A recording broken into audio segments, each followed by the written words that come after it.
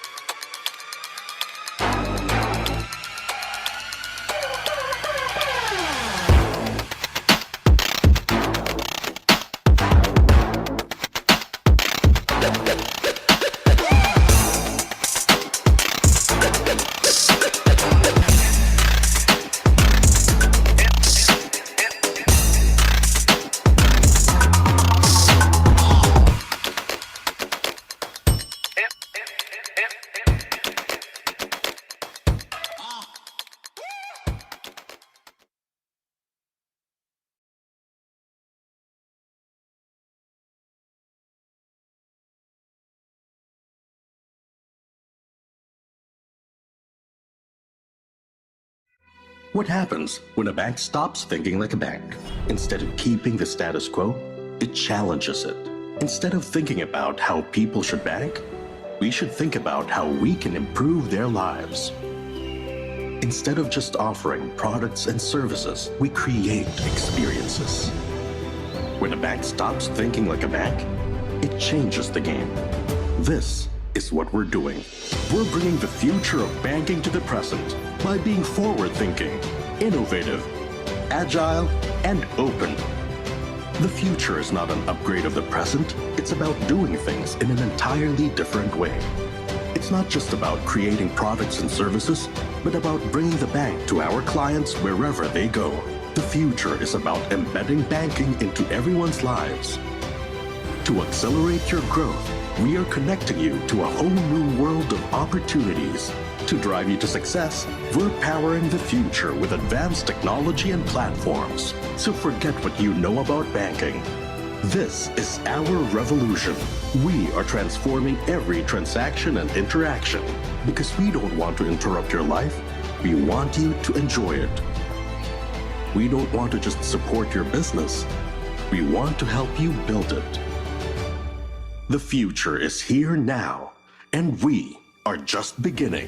We are going to transform the lives of all Filipinos.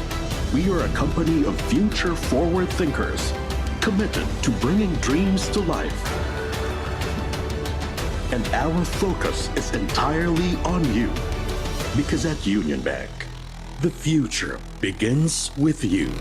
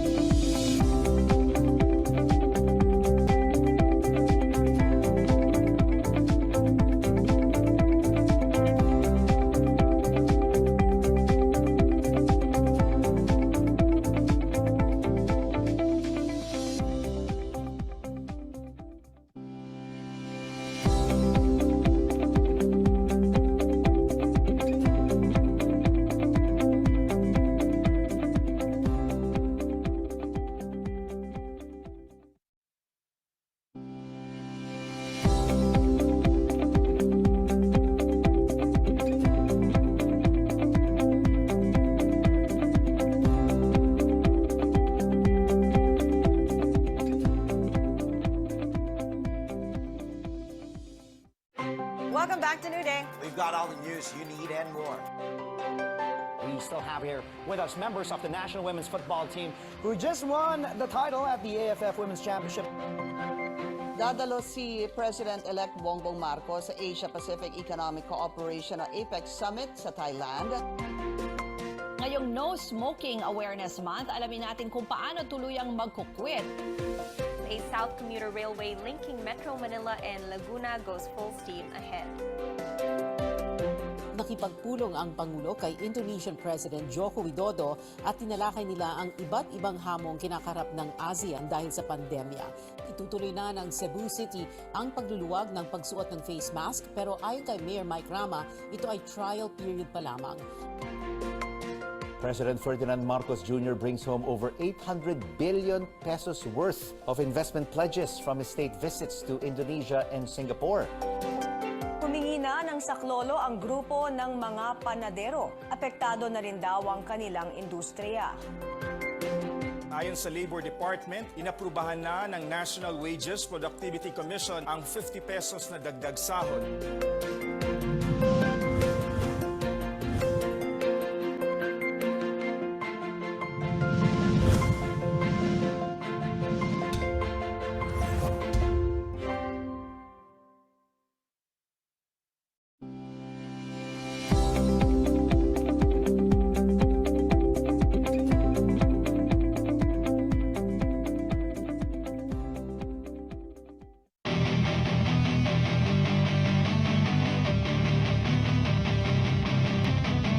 Not all information are created equal.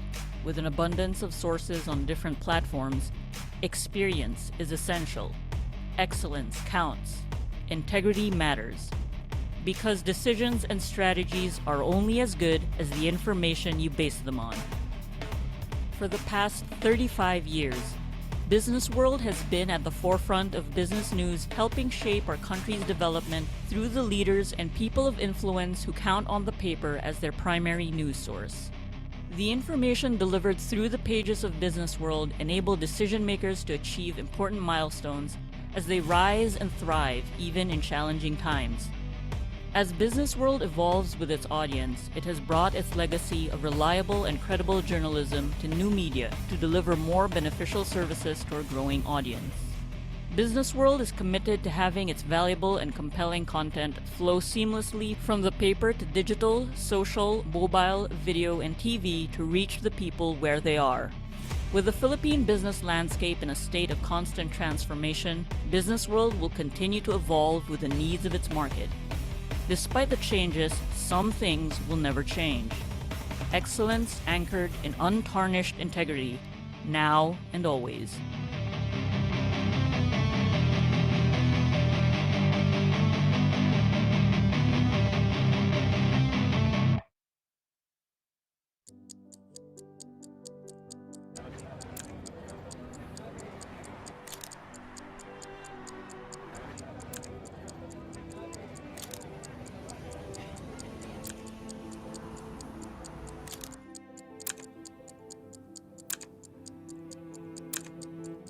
Sign up for a year and pay less than 71 pesos per month. Visit tmt.ph/digital to get your free 30 days of the Manila Times Digital Edition.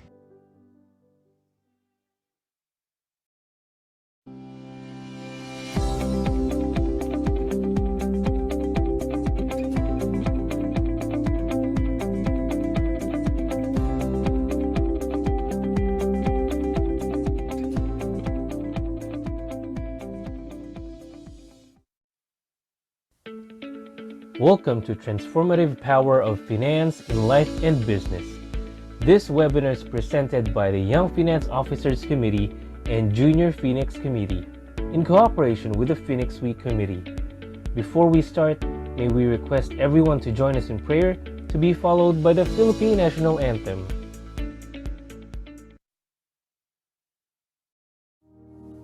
Heavenly Father, you are our Creator, our light, our wisdom and strength. May we ask for your guiding hand to lead us through this forum today and every day as we accomplish our work and various tasks. We pray for joy, enthusiasm, and fulfillment in our work. May we conduct ourselves and our business dealings in an environment of fairness, respect, and compassion. May we ask you to enter the hearts and minds of our leaders and countrymen. Give them strength, wisdom, so that they may lead us through these difficult times with honesty, integrity, humility, and selflessness. Finally, we pray that you extend your healing hand over us, our families, and our nation, and help us overcome this health crisis that has claimed so many lives, including the lives of many of our friends, family members, and colleagues. Please heal those who are sick and guide the hands and minds of our doctors and nurses as they care for them. All these we humbly pray. Amen.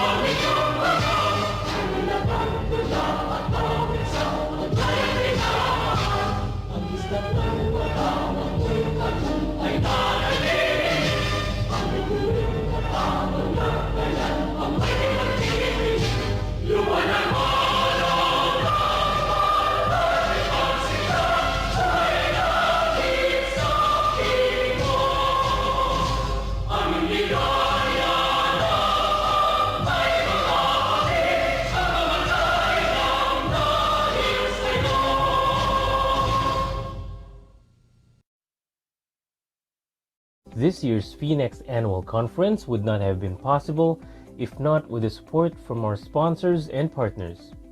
We would like to thank our sponsors.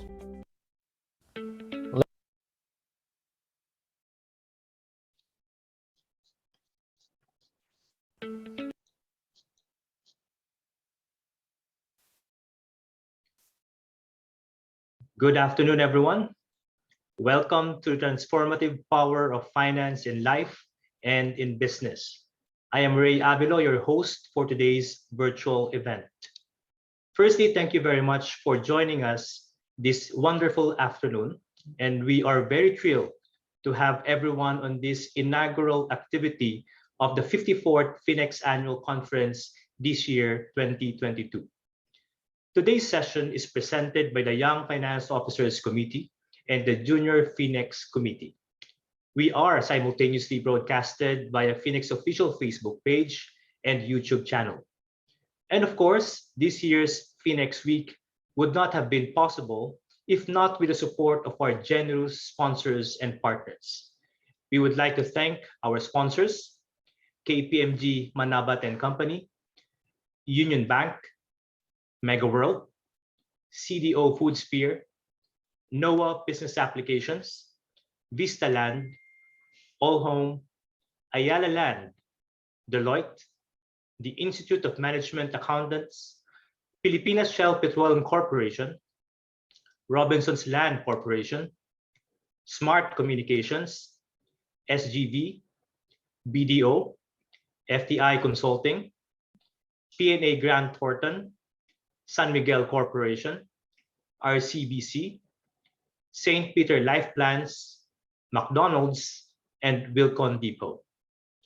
We would also like to thank our broadcast partner, ANC and CNN Philippines, and to our media partners, Business Mirror, Business World, Manila Bulletin, Philippine Star, and the Manila Times.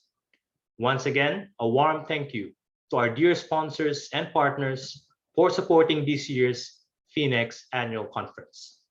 Now, to formally open the program, may I call on our President, Mr. Michael R. Katomi Guerin, for his welcome remarks.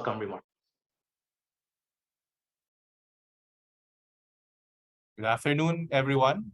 So hopefully I'm coming in loud and clear. A blessed good afternoon to everyone. Welcome to our session this afternoon, the transformative power of finance in life and business. I would like to greet our FINEX officers, directors, members, and guests who have dialed in for today's session. I'm looking forward to hearing from our keynote speaker today, Mr. Edmund Lee. Thank you for gracing us with your presence regarding the transformative power of finance in his life and in all of your lives, for all of our participants. And also, I'm looking forward to hearing from our panel discussion members to be participated in by FINEX Academy Chair and former FINEX Institute President Joann Pascual, Ms. Joann Hizon, a seasoned HR practitioner, and FINEX ICT Chair, Attorney Mark Gorriceta. Thank you as well to Paolo Azurin for agreeing to moderate the panel. This afternoon's session is jointly brought to you by YFO Committee, Junior FINEX Committee, and of course, the FINEX Week Committee. And as mentioned earlier by our Master of Ceremonies, Ray Abilo, speaking of FINEX Week Committee, as all of you know, this is our session number 1 of our week-long. So for the next, including this day, for the next plus 4 days, we will be hearing from experts and from thought leaders regarding our main topic for the week-long celebration, reshaping the future with transformational change. And as mentioned, this is our 54th conference, and I would like to recognize specifically the FINEX Week officers, specifically our liaison director, Gemma Cheng. Thank you, Gemma. Our co-chairs, Mignon Ramos and Renan Piamonte. So thank you very much for working really hard and for the commitment for the entire year. And then I hope to see most, if not all of you, in our face-to-face sessions on Wednesday. So on October 5, we will be at Fairmont Hotel for the day-long series of webinars and events. Again, this is really very unique since it will be a hybrid session on Wednesday. So it is a rather unique setup as we still have virtual sessions on Tuesday, Thursday, and Friday, in addition to our session today.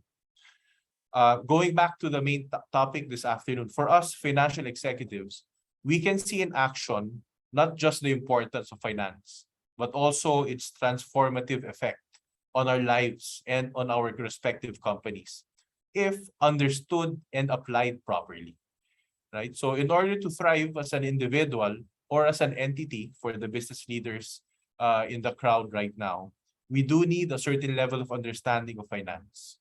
So to all the students and young professionals in attendance today, this will be a very important session for you.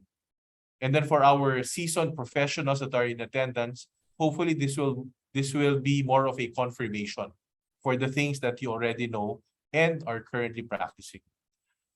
I hope all of you will be able to participate in our Q&A later on. Our panel of experts have decades worth of experience to pull from when answering your questions or clarifications. I hope all of you will maximize the use of this time. And then I would also like to reiterate our heartfelt thank you for the support by our sponsors. Again, to our platinum sponsors, KPMG here in the Philippines and Union Bank of the Philippines. Also our diamond sponsors, Mega World, CDO, Foodsphere, NOAA Business Applications, Vistaland. And to our corporate sponsors, All Home, Ayala Land, Deloitte, Institute of Management Accountants, Robinsons Land Corp, SGV, Shell, Smart Communications, BDO, FTI Consulting, TNA Grant Thornton, San Miguel Corp, RCBC, St. Peter, McDonald's, and Wilcon Depot.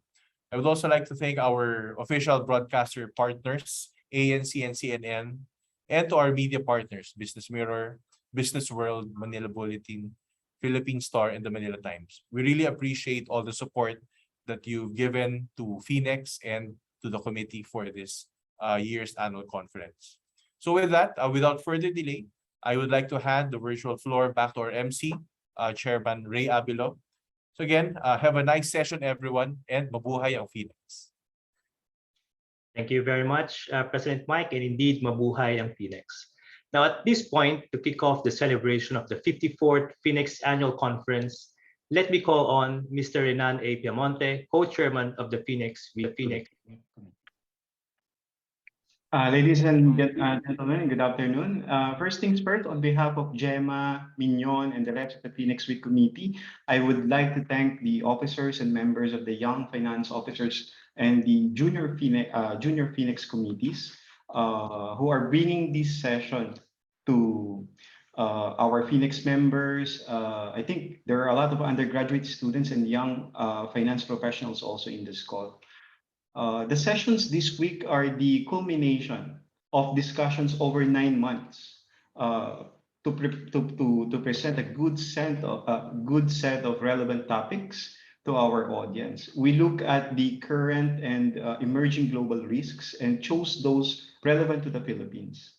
And starting the conference with this session with this particular set of audience is a good idea, as youth engagement or disengagement is one of the global risks identified by the World Economic Forum. We have a distinguished set of speakers later today who will inspire you, our young audience, to excel and further develop yourselves as finance professionals to prepare you for the leadership roles in the future. I invite you to take an active role in this session and interact with our speakers. And I also invite you to please join us for the rest of the week, as the other topics are relevant to all of us, and more so to you as members of the younger generation. We have sessions tomorrow until Friday covering the global risks, environmental, social, and governance metrics, financial inclusion, innovation, digital revolution, especially in the impact on its impact to Asia Pacific's economic growth companies. So thank you in advance for your participation. Good afternoon again. Thank you very much, Renan, for kicking off our FINEX Week celebration.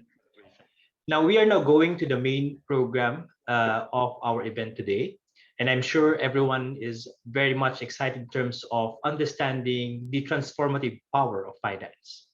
Now, today we are very fortunate to bring you a powerhouse speaker for this webinar. Our keynote speaker is the President and CEO of the Caylum Trading Institute, the premier educational facility in the Philippines that aims to develop successful traders of global equity markets. He is a CFA charter holder, a graduate of the Masters of Science in Global Finance program from the Hong Kong University of Science and Technology Business School, and he has been a student of international markets for more than a decade, spanning countries from the United States, Hong Kong and China, Japan, Indonesia, and of course, the Philippines. Prior to establishing Caylum, he worked as a research analyst for Call Financial, the leading online stock brokerage firm in the country. Ladies and gentlemen, let us all welcome Mr. Edmund Lee. Thank you, everybody. Thanks again, FINEX, for inviting me. When I was asked to do this talk, I don't remember the last time I went out to students to educate about financial literacy. It was more than maybe a decade ago, because I've been doing a lot for schools for maybe 3-4 years in the early days. Now it's good to be back, and I know the youth is always something important to me. I guess that tells me bata pa rin ako in some way, some form. For the youth, one of the biggest challenges, and what I always advise the youth, is to find that level of skill set that you can be very good at and to excel in it in a way that it's very difficult for somebody to repeat. Financial literacy in its basic essence of form isn't so difficult, right? I'll just share you guys a story. I'm very close to my barber in Bruno's, and 5 years ago, that barber came up to me, "Sir, patulong naman, parang teach me how to invest." Sabi ko, you've been my barber for the last 8 years. Finally, you asked me and you want to make money. And 5 years ago, I did a lecture. I was doing a lecture in Bruno's Rockwell, and I was educating maybe 5-7 of them after my haircut, trying to teach them, explain everything about the equity market. The irony of it all, my barber invested the other 5 and 6 maybe eventually speculated itself. Maybe, and I know where they speculated on, and they speculated on Bitcoin and cryptocurrencies, which a different topic altogether. Now, the reason why I'm sharing this story is because, my barber 5 years ago, and I just had a haircut last month, and I went up to him and he was explaining his story. Sir, nagulat ako eh. Sa totoo lang, hindi naman sobrang laki ng kinita niya eh, right? But because the equity market was very poor, but even in the bad times, he just kept on putting the same amount of money, right? And today, he has over 150 grand, and he was going up to me, Sir, sa totoo lang, hindi ko alam paano nangyari. Biglang may 150,000 ako eh. Sinampal ko nga siya eh. Sabi ko, gago. Diba? I mean, it's not as difficult as it seems. The reason why, it's because every time you find money, you just find a way to spend on it, right? Whether it's for unnecessary expenses or even for other expenses, which for some reason, I mean, I can't blame you, right? But the thing is, just that basic level of financial literacy, and that's the point of my discussion, right? There's really 2 levels to it. If you understand the basic level of just saving and budgeting, which I will not teach you anymore, that's really up to you guys. This is not something that's rocket science. And a lot of people, I'll tell you, have many excuses, which are also valid excuses, don't get me wrong. But to get to this basic level of financial literacy, learning how to save, learning how to budget, and taking care of yourself, in fact, you'd be better off, surprisingly, in statistics, you'd be better off than 30%. Okay, I repeat, 30% of all Filipinos. Because only 30% of Filipinos have a savings account. If you understand just how to save and budget indirectly, you're already in the top 30%. That's how little it has to be, right? Now, you want to become part of that 1% and that second level of financial literacy. And that's where my job in terms of education now comes on board, right? And there's many investments. I'll try to make it as simple as possible for everybody here. But if you understand that second level of financial literacy, ultimately, you become part of that 1% of people who know how to invest in the markets in general. Okay? So I repeat, you get out, get your skill set, become very good in your skill set, get to that first level, you're better than 30% of all Filipinos. Learn how to invest, you're better than the 1% of all Filipinos here in this country. Okay? Now, I have this here, a simple graph about, saving 5,000 pesos per month, which can be a lot, which can be little for some, depending on where you're coming from. Now, 5,000 pesos and just saving 20% of your income, which is 5,000, indirectly, you'll become your millionaire in the next 20 years, right? Next 18 years. I mean, if you do the math, that's 5,000 times 12, that's 60,000 a year. Times 18 years, you become a millionaire at that time, right? Now, I don't blame you. When you're young, you're trying to be hungry. You're trying to make as much money as you can. And I think that's what a lot of people go through, right? So we're trying to shortcut that entire process. And if you learn how to save and if you learn how to invest, indirectly having an 8% ROI or 8% return on your savings compounded over the next 20 years, you're actually a millionaire by 35, and you actually double the money of your savings once you reach 40. Okay. Now, this is really a story of 2 things. And I want you to take a look at this graph really, really carefully. Okay. One, the first part is about saving, and you have to understand that if you save, the hardest part actually is becoming a millionaire, because it will take you 18 years just saving 5,000 pesos a month, and then you become a millionaire by the age of 40. Okay. Now, the other key part here is you'll notice that once you become a millionaire at 35, the next million that you have is by 40. So instead of going through 13 years, you're shortcutting the entire process. And from 35 to 40, which is 5 years, you actually double your money. And this is the miracle of compound interest. And, Albert Einstein always says the ninth wonder of the world is compound interest, 8 or 9. Sorry, I forgot about it. But I guess the point here is that if you understand not just how to save, but know how to make your money work for you, I'll tell you, it's always becoming the first million that's always the most difficult. But becoming a multimillionaire actually is much shorter than the entire process of you making your first million in your lifetime. Now, to some, parang ang layo pa niyan, sir. Ay, ganun talaga. Right? And that's why the most effort that we put in is always in that first million. Because once you learn everything and all this education that we're going to teach you, this is not rocket science, ladies and gentlemen. Right? This is for your future. And as much as possible for everybody, we want all of you guys to be as rich and make as much money as you can in your lifetime. Maybe not just for yourself, but to help every single person around you. Okay? Now, going back to investing and all the other different asset classes that we talked about. So there's bonds, there's equities, there's leaving your money in the bank. So right now, you leave your money in the bank, you'll probably get 1.5–2%. Indirectly, what the banks are doing, I apologize, is the banks are actually getting your money and investing it somewhere else. So the smart thing that you can do as a saver is to find a way to make your money work for you, right? And the good part about today is not, my specialty is in the equities. Today, there's actually many other options for you, especially less risky assets for you to start investing your money. Today, government bonds are actually averaging 7.2%, 10-year government bonds. And you'd be asking me, so how do I buy a government bond? Actually, just go to bonds.ph. It's actually available to you today by Union Bank and by PDAX. And so there's a lot.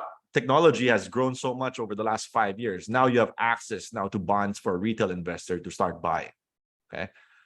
So what's the risk, Edmund, about buying government bonds? If the Philippines goes bankrupt. But I'll tell you, if the Philippines goes bankrupt, huwag mo na isipin yung pera mo kasi lahat tayo, pulubi na rin tayo. Okay? Now, this is how you guys should think about it, about bonds. You're getting a level of interest or little of dividends every single year getting paid out, right? So the chart that I showed you a while ago, about 8%, the bonds indirectly are giving you around 7.2% as of today. Okay? Great option. Other options, okay? This is where the other 6 of the barbers all died in. Not because I'm dissuading you to go to cryptocurrencies. Look, I'll tell you, even if I tell you, most of the kids will still buy a cryptocurrency. Now, the thing is about cryptocurrency is that it's a speculative asset. And in any sense, even in equities, it's a speculative asset. And what do I mean by speculative? Meaning the chances of going jackpot are high. And the biggest concern for buying a cryptocurrency is that there's no source of cash flow coming in every single month, right? Now, what's the value being pointed out here? It's that it's a store of value. There's only a finite number of coins. And you can say this the same thing about art. You can say this the same thing about all the video games that you're playing. When you're buying skins or whatsoever in your video games, it's the same concept, okay? Very difficult to value, no cash flow. So when you're coming in and betting a lot of money in in investments that have no cash flow, please be careful. Okay. In bonds, you're getting paid every single year. In crypto, you're not. You're just banking that one day it becomes the gold standard and everybody accepts it as the monetary payment. I don't know if that's going to happen. And honestly, I don't believe so. Okay. Now, I don't want to go into this argument. That's a different story. But my point is just understand that there is risk. And the risk of buying speculative assets is that it can go to zero. Okay. Other investments that we have, property, which is fine. I mean, if you're buying your first property for your house, for your wife, I always tell people you should always buy a house first, then think about investments next. The average growth around property prices have grown around 3.9% over the last 7-8 years. Not bad, especially if you're living in it. Today, there's actually a new asset class that was launched the last 2 years, and it's called real estate investment trusts, or REITs.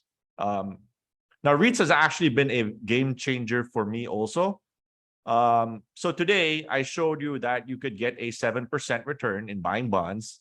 In REITs today, you could probably be getting the same level or even higher, which is around 7 to 8%. And you get paid out quarterly or for sometimes semi-annually, and for some companies monthly. And what are REITs indirectly? So think of it REITs as you go to Makati, you go to BGC, you see all these big buildings. Indirectly, if you buy a REIT, you become a shareholder or an owner of all those buildings, right? So if you're buying an Ayala REIT, which is majority a Makati CBD, indirectly, you partially own some of the buildings in Makati. So next time you own an A REIT, walk into EDSA, walk into Makati Ave, point at all those buildings and tell your friend, pare, ako may-ari niyan. Okay? Indirectly, that's what a REIT is. It becomes, you're a partial shareholder of all those buildings. For MREIT, it's Mega World REIT. So you have BGC, you have Eastwood, etc., etc. For RCR, you have a Robinsons REIT. And on average, these REITs are giving you around 6.5% to 8%. 6.5% for Ayala, a lot more higher for Mega World REIT and RCR. And it's become a great investment, in my opinion, for people who are starting out today, right? You want to save, you want to invest, REITs become a viable option. Now you can actually park your money and at least you get that certain level of return. And I know we're going through a huge crisis today, but in the future, if lease rates start to improve, the dividend payout will also improve. More properties that are injected into the REITs would also generate more income for you. And that's the growth aspect. Okay. So that's the biggest difference behind buying REITs and buying a bond. A bond is just a bond that you're getting paid your 7% per year. In REITs, yes, you're getting paid whatever it's making today. The reward, the potential is that if they make more money, which hopefully the BPOs will still continue to grow, which we're seeing, and lease rates might go up in the future, then that's your additional reward. The risk is also if offices start to go empty, lease rates start to go down, then obviously this yield that you're getting of 6.5%, 8% might start to go down in the future. But in my opinion, I don't think that's going to happen despite what's happening today. Okay. Now, last but not the least is why stocks is, well, you're talking to me, unfortunately. And basically, stocks is the same thing as a REIT. You're just getting ownership of all these big corporations. Okay. Anything that you eat, from Jollibee, Jack and Jill, from anything that you wear, from SSI, to all your clothes, from Uniqlo, to whatever bill you're paying, whether it's your water bill with Manila Water, Meralco for your electricity, or even for the financial systems like BDO, BPI, and property. All those companies indirectly are listed. Okay. And once you buy stocks, you become a partial shareholder of all these big corporations. Now, there is a statistics that if you look at all the millionaires in the world, 80-85% are largely entrepreneurs. Okay. Now, if you're going to be an entrepreneur, I won't argue with you. I mean, for me, I think you can't stop an entrepreneur becoming an entrepreneur. And if you're going that business route, great. But I'll tell you, 90%, 50% of businesses close down after the third year. 70 to 80% of businesses close down after the fifth, sixth year. And obviously, becoming a business owner is very difficult, right? So the purpose of equities is that indirectly, you as a person now have that opportunity now to become partial owners of all these big business. So instead of you trying to create your own business, what you can do is have BDO and have Tessie Coson work from you. You can have Meralco and have MVP work from you. You can have Jollibee and have the Gokong Ways work for you. Okay. Now, that is obviously one option, and that is what we're seeing today. Okay. And for us, that's really where the potential is to becoming rich. Try to look for these great businesses. I repeat, look for these great businesses. Find a way how you can participate, become partial shareholders of all these companies, go through the ups and downs of the company. And over time, hopefully that business improves, continues to grow. And obviously, you also become part of that millionaire club. Okay. And this is nothing uncommon. Go through anywhere in the world. Look at all the rich people in the world. indirectly, everybody is part of the equity market. Look at the Forbes top 50. Last time I checked, there were maybe 3 or 4 families that were not listed. But if you look at the top 10, Jeff Bezos, the Ambani family, Zara, Louis Vuitton,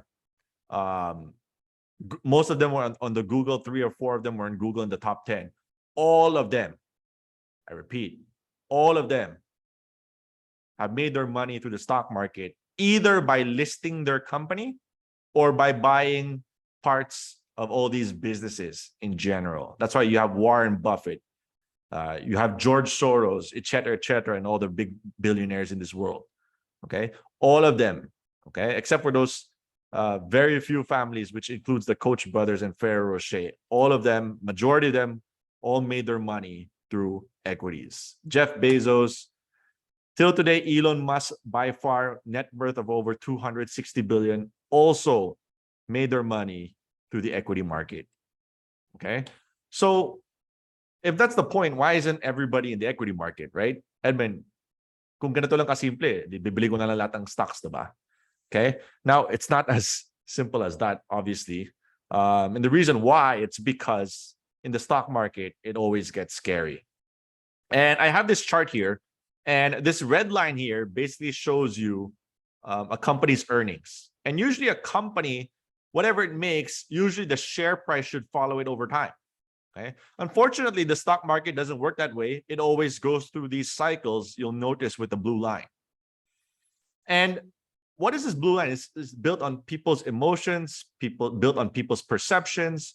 And I'll tell you, at the bottom, people will always have the scariest thesis and scariest investment profiles. Like today, Credit Suisse going bankrupt, Deutsche Bank going bankrupt, Bank of England on the bank of bankruptcy.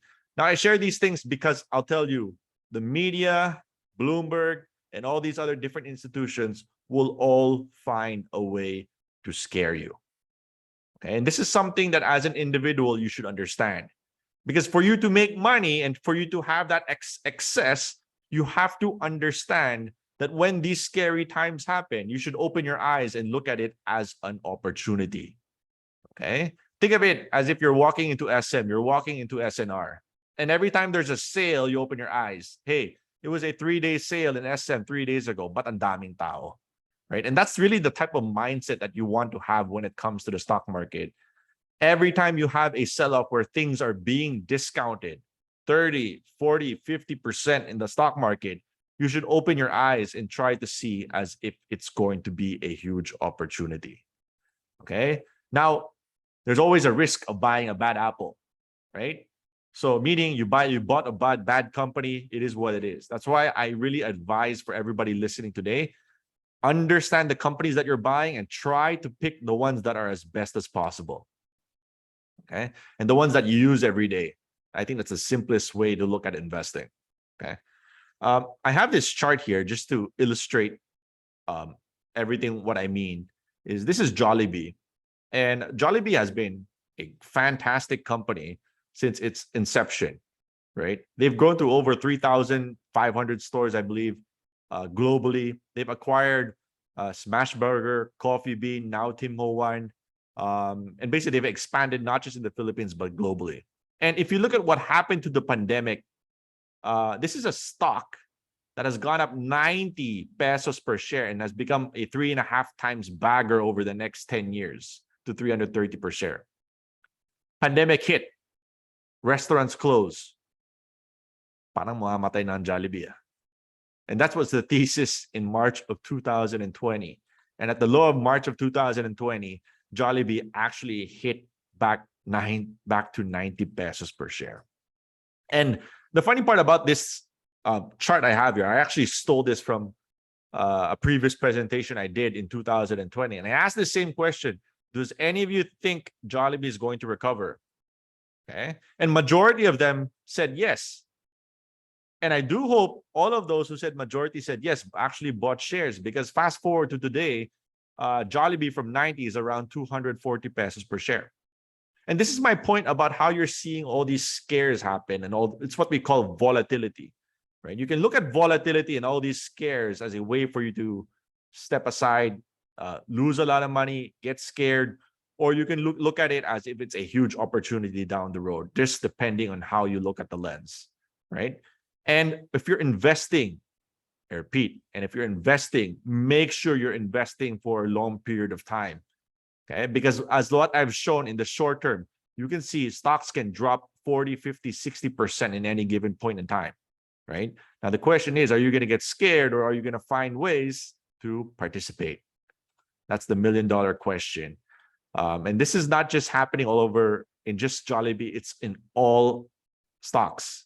And this is the PSEI, and the Philippine Stock Index basically has fallen like a rock over the last year from 7,400, 7,500. Today, we're sitting at 5,700, 5,600 level as of what we speak today.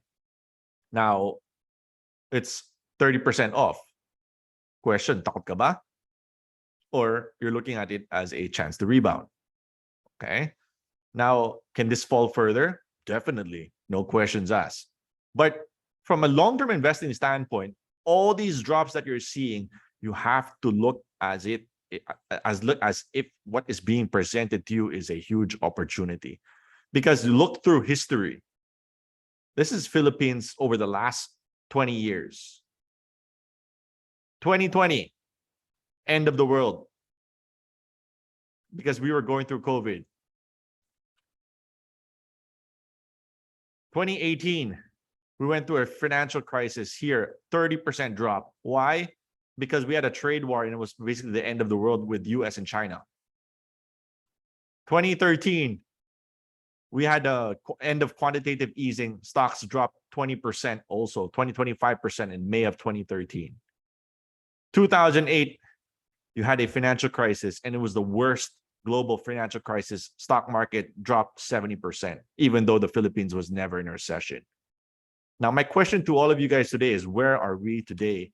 And that answer is that over time, despite all the drops that have happened, we've had a 20, 25% drop happen every year and a half since then. Every year. These, as small as these might seem, these are 20% drops. We had a 60% drop in the pandemic. Today, we're also going through a massive drop. Now, if you look at it over time, right, stocks have always found a way to rebound over time. And I think that's what's key in how this presentation is coming about. It's because you should look at all these drops as a sense for you to start opening your eyes, open account, and this is the time where you're going to find a generational buy, in my opinion. Okay, now this is not just isolated to the Philippines. Same thing in the US. You look at the US, same thing happened. Stocks are down 30, 35% from the peak of the S&P. You look at history, they tell you the same story. Even the US is going through the same thing. And this is the largest equity market, global market that we have here in this country. Okay, now, this is pretty much it. I mean, I don't have a lot of time to share about my presentation, but I'll probably leave you with one last story before I end. And this is for everybody going about, you know, you're young and you're hungry, and we tell you the pot is hot and it's boiling, and don't touch speculative assets. People will always find a way to touch speculative assets, right? There's a reason why I believe there's over 4 to 5 million accounts happening in Bitcoin, while there's only 1 million people who have a stock market account. It's just the excitement. It is what it is, right? Now, I'm not here to stop you. That's your job, okay? My job is just to educate you, right? And tell you guys that if you look at everything that you're going through as a business, look at your life as a business. Sometimes we have to make those sacrifices in that short term or in that medium term, maybe in that first 5 to 10 years. But over time, I hopefully that you guys understand 3 things. It's the power of compound interest, so that it shortcuts your period from becoming a millionaire to a multimillionaire. The hardest part, obviously, is becoming a millionaire. And that's why you have to learn how to save, get your special skill, make as much money as you can, learn how to invest, understand all these different asset classes.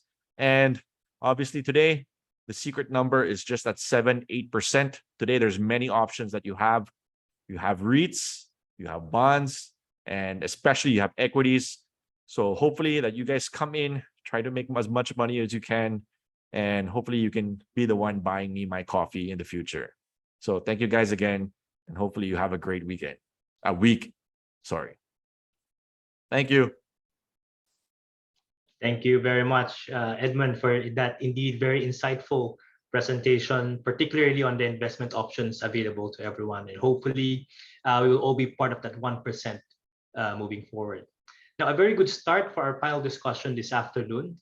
But before we go there, let me introduce our equally high caliber set of panelists. Let me start with our first panelist, who is the former Chief Financial Officer of Philippines Shell Petroleum Corporation. He was the FINEX president in 2020, FINEX Foundation Chairman in 2021, and currently the FINEX Academy Chairman. He was a 2014 FINEX CFO of the Year awardee, and he graduated cum laude with a Bachelor of Science degree in Industrial Engineering in the University of the Philippines, Diliman. He holds accreditation for Certified Management Accountant and Professional Industrial Engineer. Currently, he serves as trustee in UP Engineering Research and Development Foundation, Inc. and De La Salle University, Dasmariñas, and Video. Ladies and gentlemen, Mr. Jerome Pascual III. Thank you very much, Ray, and good afternoon to everyone. I'd like to maybe start off my my presentation with a bit of reaction to what Edmund was saying earlier. This is actually the second time I'm joining Edmund in a presentation to college students. I think the last time was back in January 2015 at the SMX in front of Edmund, tama ba? A few thousand students. I'm not saying this to make myself appear as young as Edmund, but mainly to stress that we both share the same interest in educating young minds. Now, as a main reaction to his earlier talk, I fully agree with, I mean, I'm talking in hindsight, right? I fully agree with everything Edmund said, particularly, you know, in terms of investing. I actually started in stocks when I was 23 years old in 1987, a year after I started working. At that time, it was IPO craze. I was able to triple my money in 2 years. But then, in 1989 there was a coup, and then everything started crashing down. And I was fortunate. I was able to get out a few months before that. But the reason I'm talking about this is, you know, times then were different. There was no internet. I bought a small transistor radio to listen to stock market reports at 9 o'clock and every 30 minutes or after, and then I would call my broker to buy or sell.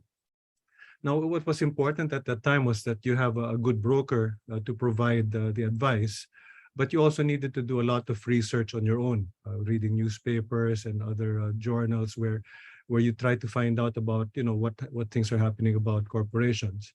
And it was after that I started taking a more long-term approach in terms of my investments, and not you know, just hopping on the next IPO and then trying to make a quick you know, quick returns and then move on to the next.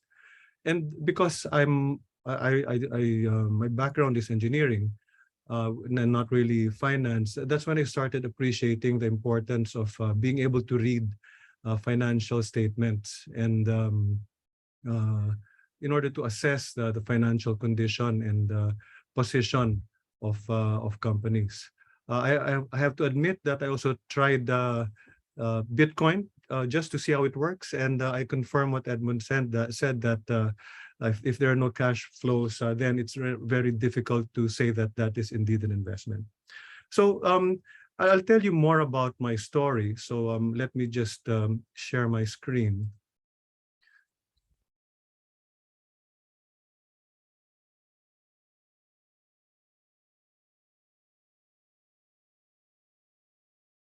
Ray, can you see my slides now? Yes, Jeng. Yep. Yeah. So well, since this is I'm speaking in front of a largely finance-oriented crowd, I decided to share my life and career story in numbers. So let's start off with the smallest, the fraction. I'm the eldest of 6 children. We came from a middle-income family. My father really worked hard to bring us good educations. And as a child, I was very problematic for my parents. The 3+0 here means that I've had 3 major hospitalizations when I was a child. I had meningitis, H fever. I fractured my skull and my arm. Don't ask me how I did that, but I did. But I brought a lot of grief to my parents. But as for the 0 there, what that says is that I've sort of from the law of averages, being very sickly and always into health issues when I was young. I'm happy to say that I left the company that I worked with my entire life with 0 sick leaves. Next, talking about my career, I started working when I was 22. Like I said, I'm an engineer. I'm an industrial engineer from UP. I joined Shell in IT and decided to pursue a finance career. When I started in Shell, the 2,400 there, that was my starting salary. If you add allowances, it was 3,000 a month. And I spent the next 35 years in Shell, and I retired last year when I turned 57.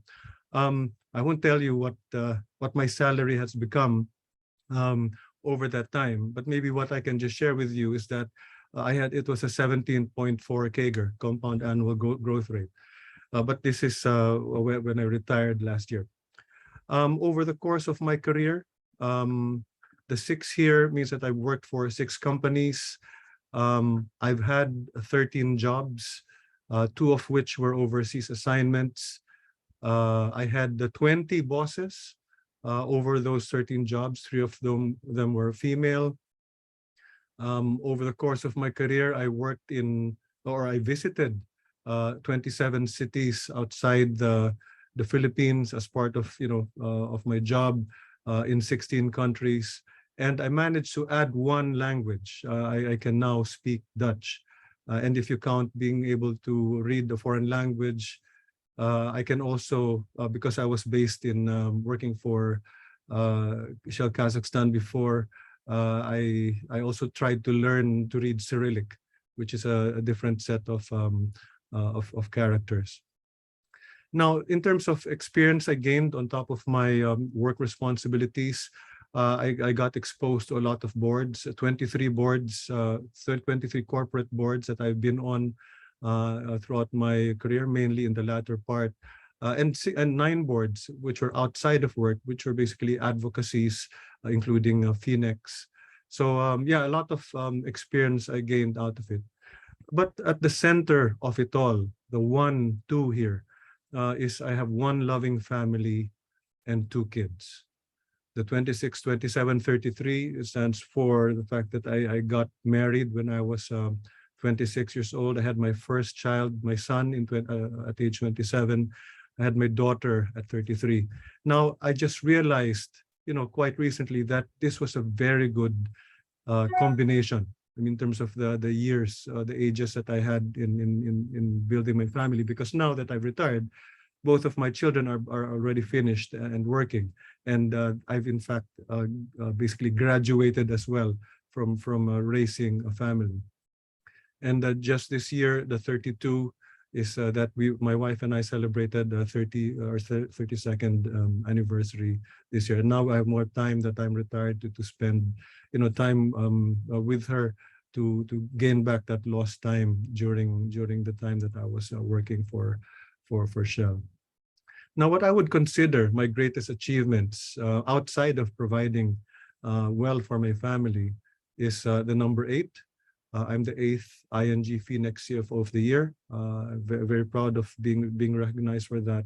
But the greatest honor that I got was represented by the 48th. I'm the 48th president of FINEX, of the FINEX Institute, and it's really an honor when your respected peers choose you to lead them.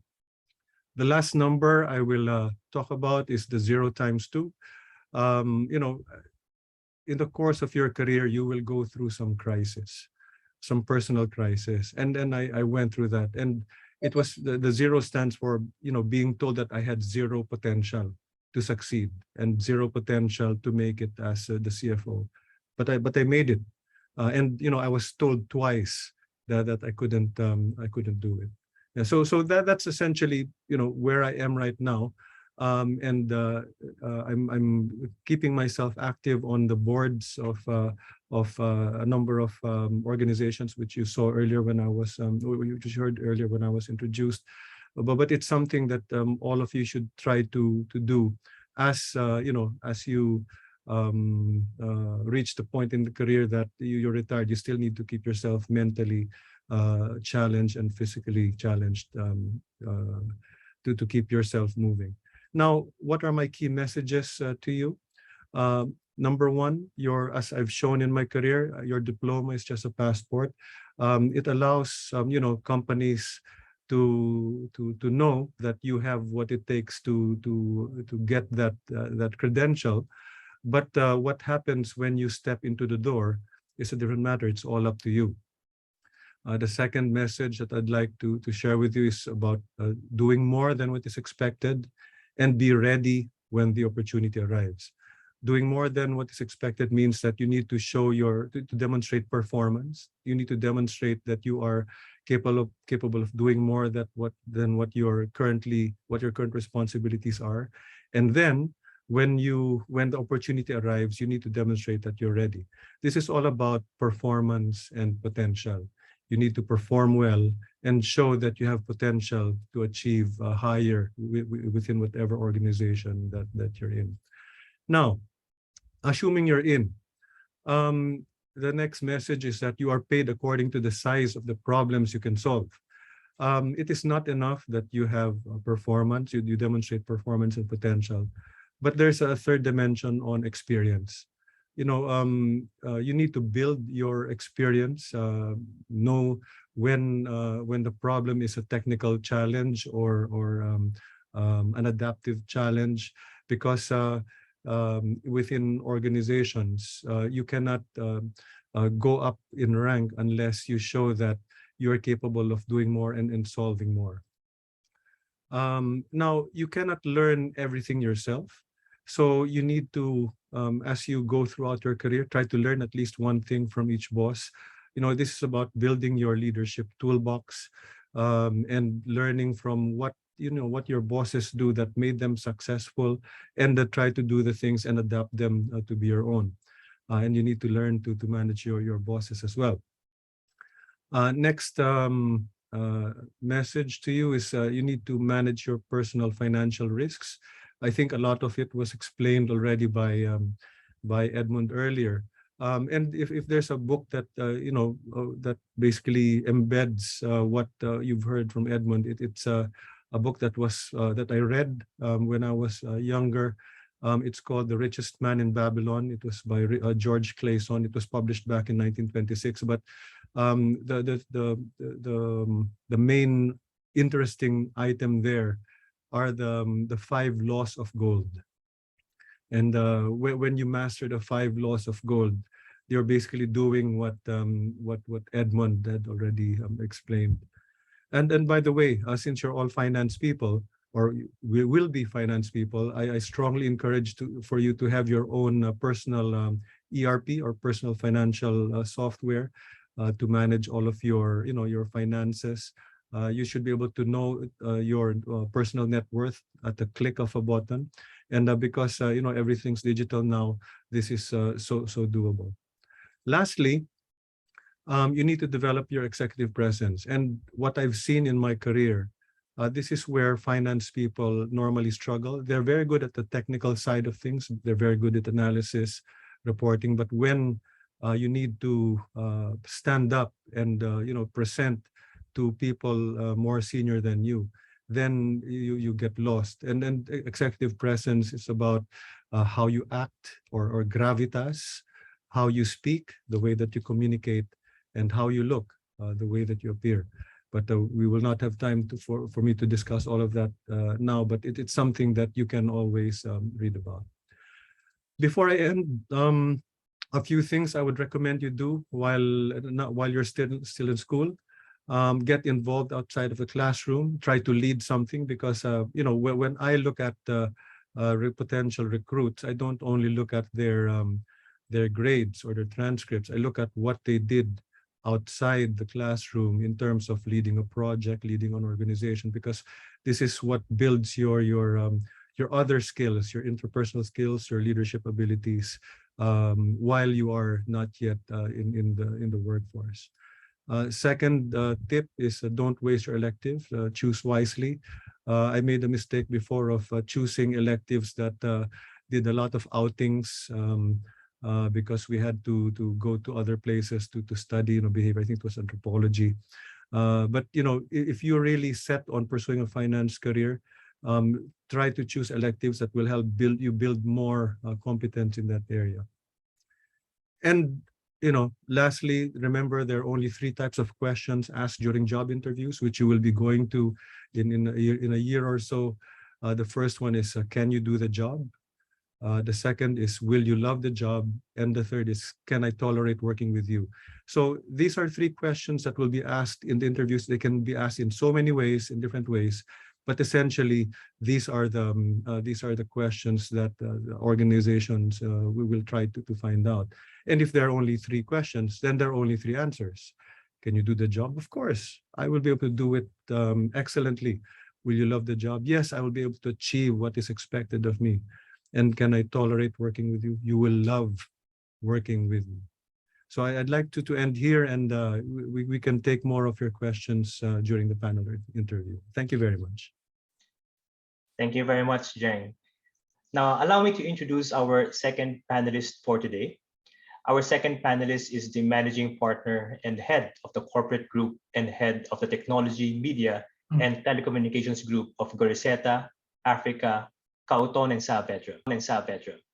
With over 19 years in private practice, Mark has developed an extensive expertise in complex corporate transactions, commercial contracts, and regulatory matters in a range of areas that impact businesses, whether for startups or for up to 1,000 companies in the Philippines. He is a leading lawyer in the Philippines in the field of capital markets, mergers and acquisitions, and securities law. Ladies and gentlemen, Attorney Mark Gorriceta. Thank you, Ray. So Aljon and everyone, I hope there's no echo. Ray, I think you had some echo earlier. So yeah, so thank you again, everyone. I'm very happy and proud to be here, and of course to support this FINEX program. Again, if for everyone's information, as mentioned by Ray, thank you, Ed. I am Mark Gorriceta. I'm the managing partner of our firm. It's called Gorriceta, Africa, Cauton, and Saavedra. I also head our corporate group practice. I also had our technology, media, and telco group practice. We are around nearly 50 lawyers in our law firm. And for this afternoon, we'll be talking about finance, right? I think because it's the topic. I guess probably all of you are thinking, I'll make this short, right? I don't have a presentation like Jeng, but I'll make this short. Probably all of you here, all 500 plus of you, wow, here are thinking, what is a lawyer doing in today's webinar topic, right? I think that's the literally the elephant in the room, so to speak. No, so to give you a brief background, and to give probably, I think that's why I was invited here. No, to give a brief background and some diversity in this topic. Well, to let you know, there are several types of lawyers. It's not the only lawyers that you see in court, let's say a litigator or one who goes to court. There are also, let's say, a corporate lawyer like me. So me, if you know, I came from Iloilo province, Iloilo City. I went to Ateneo there my whole life until high school. Then me as a provinciano went here to Ateneo College, took up, of course, during that time, no, the most popular pre-law course at that time. Law school, what's a pre-law course? Pol Sci. Diba? That was the common notion. No? If you want to go to law, Pol Sci or legal management. So if that is the case now, probably I will say not necessarily. So nonetheless, after college in Loyola, I went straight to law school. finished law school, fortunately was able to take the bar and passed it immediately. Then after which I was, after 1 or 2 years in legal practice as an associate in a law firm, I wanted to take it further. I wanted to, I realized that I wanted to practice corporate law. So with that, after I think 3 to 4 years, I took up courses. I went everywhere. No, I was not content. I went to AIM or AIM for I attended several courses in corporate finance. After which I went to Ateneo Graduate School. I took up several courses in corporate finance. Then after which, hindi pa rin content. I went to Harvard Extension School, that meaning it's an online program by Harvard University with respect to corporate finance. So then after that, I wasn't even content. And the latter part of the after the turn, 2015-16, as mentioned by Edmund, if in case you don't know, during that time, that was the height or the advent of cryptocurrencies. So I teach that, no? I teach, just to let you know, I now teach corporate finance, specifically mergers and acquisitions in Ateneo, right? So full circle, no? And I also have a special master class in Ateneo where we are in Ateneo Graduate School, where I teach fintech. Then also now we were able to develop a course that supposedly should be approved by authorities with respect to, let's say, masters as well, with respect to financial technology, right? So, as mentioned, why am I here? Why is finance or financial literacy?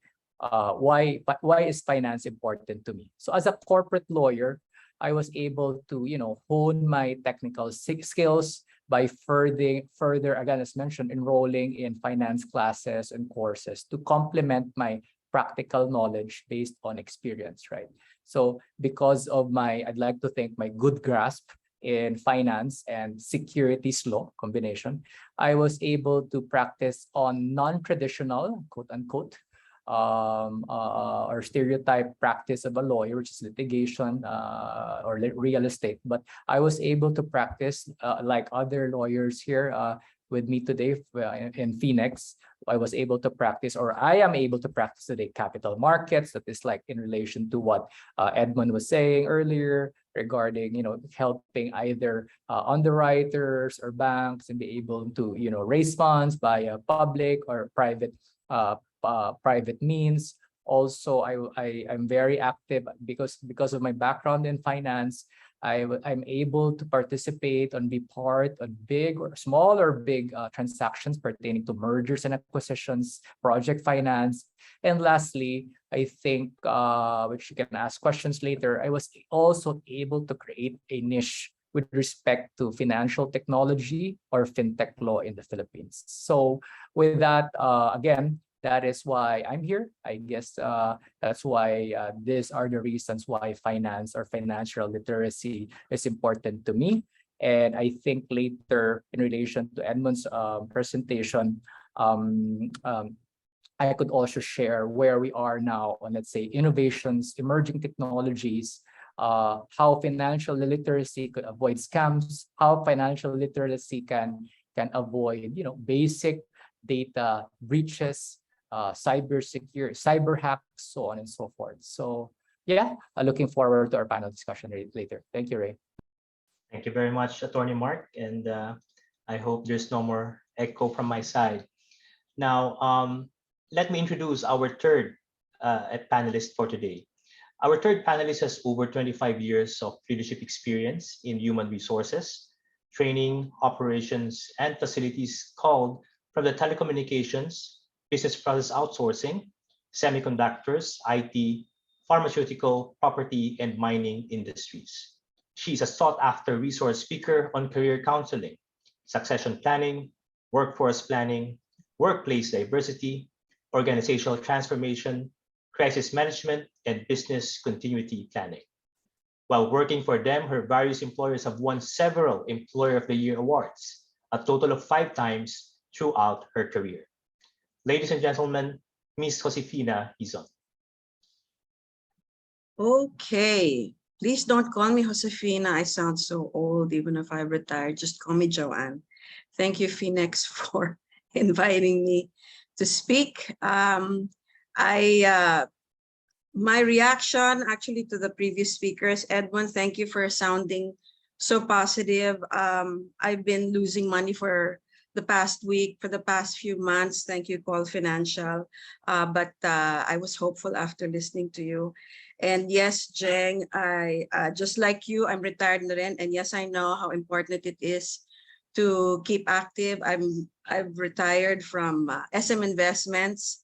That's the parent company of the SM Group. I was the VP for HR, admin and facilities. And prior to that, also one sponsor of yours is Smart. I was also with Smart for a decade, also won for them Employer of the Year, just like what I did with SM Investments 3 times. So you're probably asking, do you have an HR person talking about this? Well, I was invited to do this, thank you, Gemma Cheng, because they wanted to get the perspective of an HR person. Kasi when you apply naman for a job, syempre saan kayo dadaan muna? Dadaan muna kayo sa HR, di ba? So you have to go through that needle, okay, that eye of the needle first before you get to the one who needs the position. So I was thinking about the title of the talk, which is Transformative Power of Finance in Life and Business. Now, that's a handful talaga. So today, especially after the pandemic, we can't talk about the transformative power of finance in life and business without tying it to technology. So more specifically, financial technology, or fintech for short. So I wanted to ask, sino dito ang mahilig mag-add to cart? Siguro naman lahat kayo. Okay. Yung mga pag-ganon-ganon. Alam ko yan sa meeting namin. Pag hindi nakikinig sa akin, may gumaganon eh. So alam ko, nag-online shopping eh ba kaya.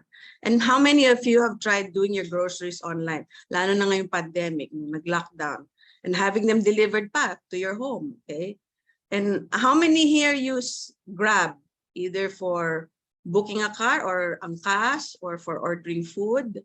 So personally, I can't remember the last time I took a taxi. So technology has changed the way we live, including our finances. So let me show you the latest fintech trends. So how many of these have touched your lives? Ako, almost all of them. Basahin nyo yan. That's 12 of them. Okay, blockchain, AI, voice technology, si Siri, regulation technology. Ngayon daw, lahat gagawin daw nila, automated lahat. Internet of Things, you can ask your ref or your aircon to start without you even getting inside your house. And the biometric technology, wala na ngayon yung, lalo na ngayon, contactless, wala na nagbabandi, wala na nagpa-time record. Okay, so next slide, please. So what is the transformative power of finance, more specifically fintech? Well, basically, it makes everything more equitable. For too long, growing wealth and getting financing was limited to only a small portion of the population. But now, as long as you have a smartphone, you have access. In fact, I saw a talk before, and he said, in the future, if you can't do your business through a smartphone, don't start the business anymore. So that's the future. So here's how many smartphone users we have. Next. Let's see the graph. There. Okay. So ito yung Philippines. The last time this was made was in, so you can see the 2021, I think, would be more accurate. So this is done in 2022.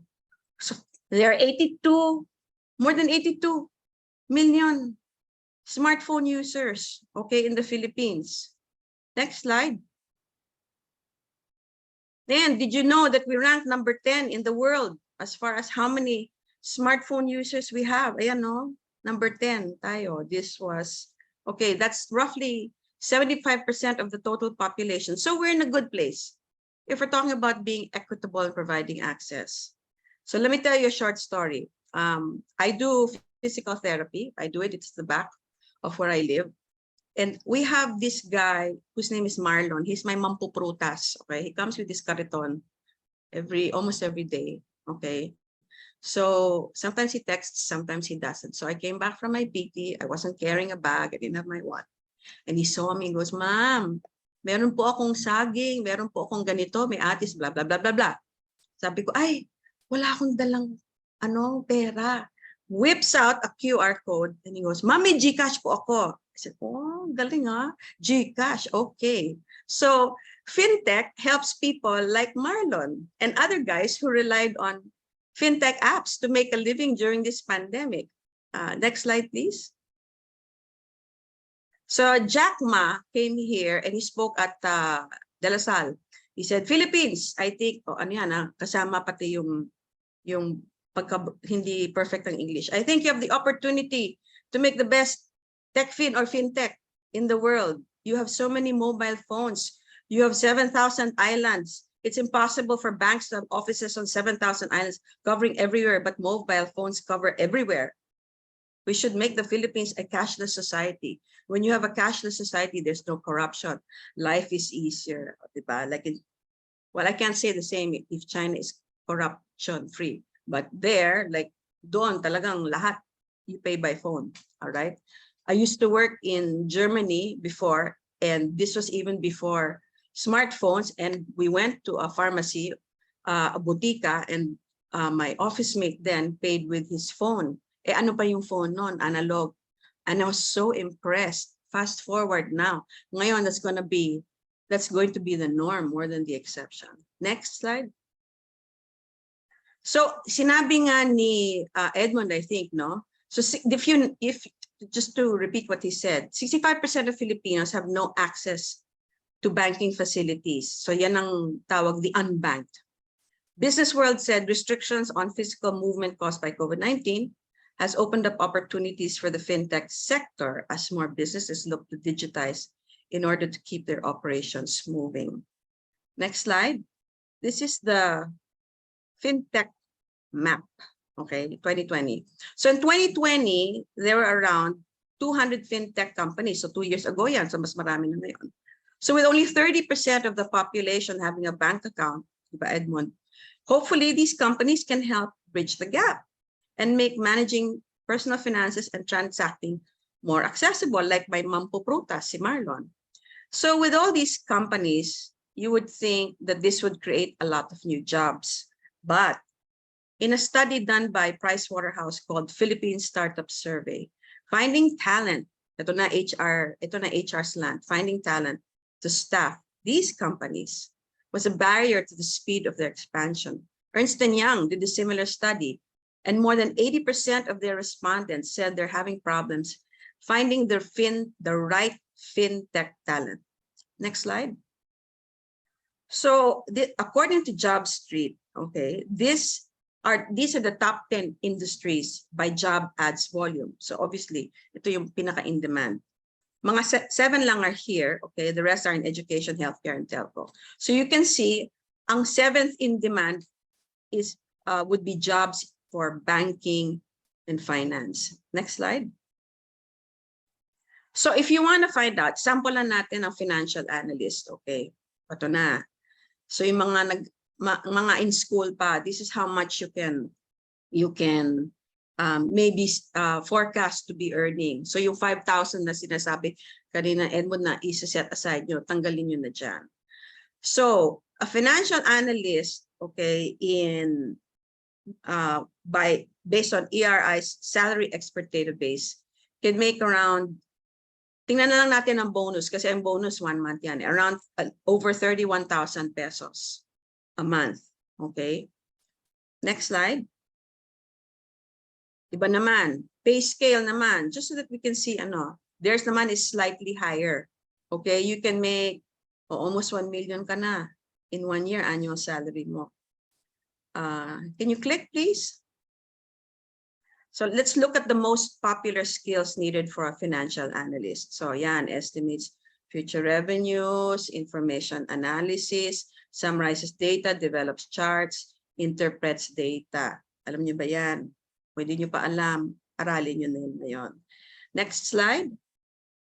So as you can see, a career in finance can be lucrative, and the different occupations in finance are plentiful, like these: investment banker, portfolio manager, securities trader, financial analyst, and actuary.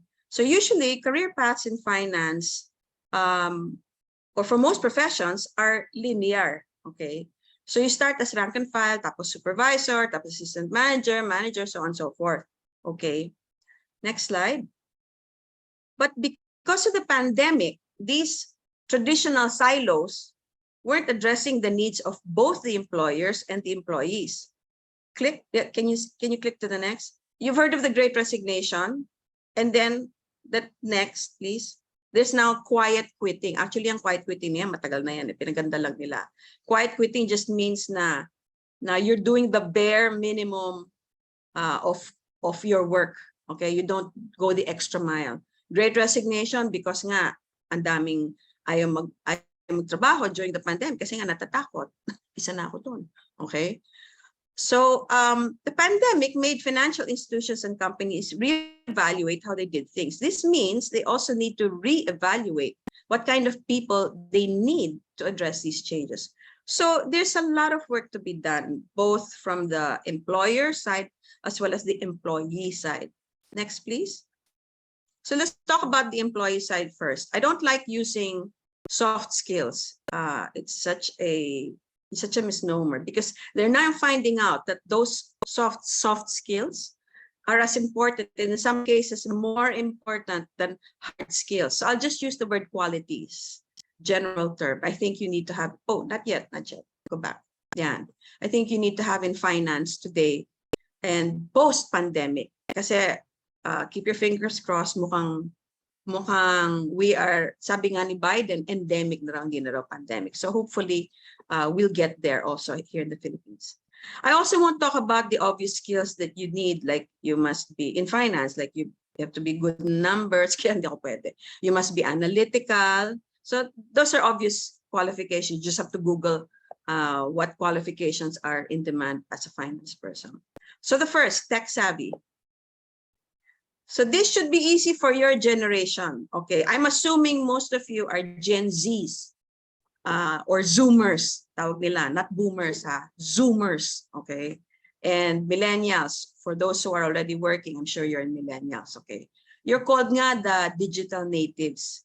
So why tech savvy? Because of the pandemic, almost everything has become automated. A report from McKinsey said that 43% of what a bank employee does can be automated. O, di ba? Kung nasa bank ka, tapos nag-pandemic, di ba kakabahan ka na ngayon, okay? And another study says that promotions happen faster for those who are technologically skilled and are able to apply that at work. So talagang kailangan maging tech savvy, hindi yung savvy nila, magaling ka sa tech, okay? Talagang tech savvy. The next, you have to be consultative and entrepreneurial. Next. Yan. By the way, these are the qualities that I thought of, hindi to lifted from anywhere, okay?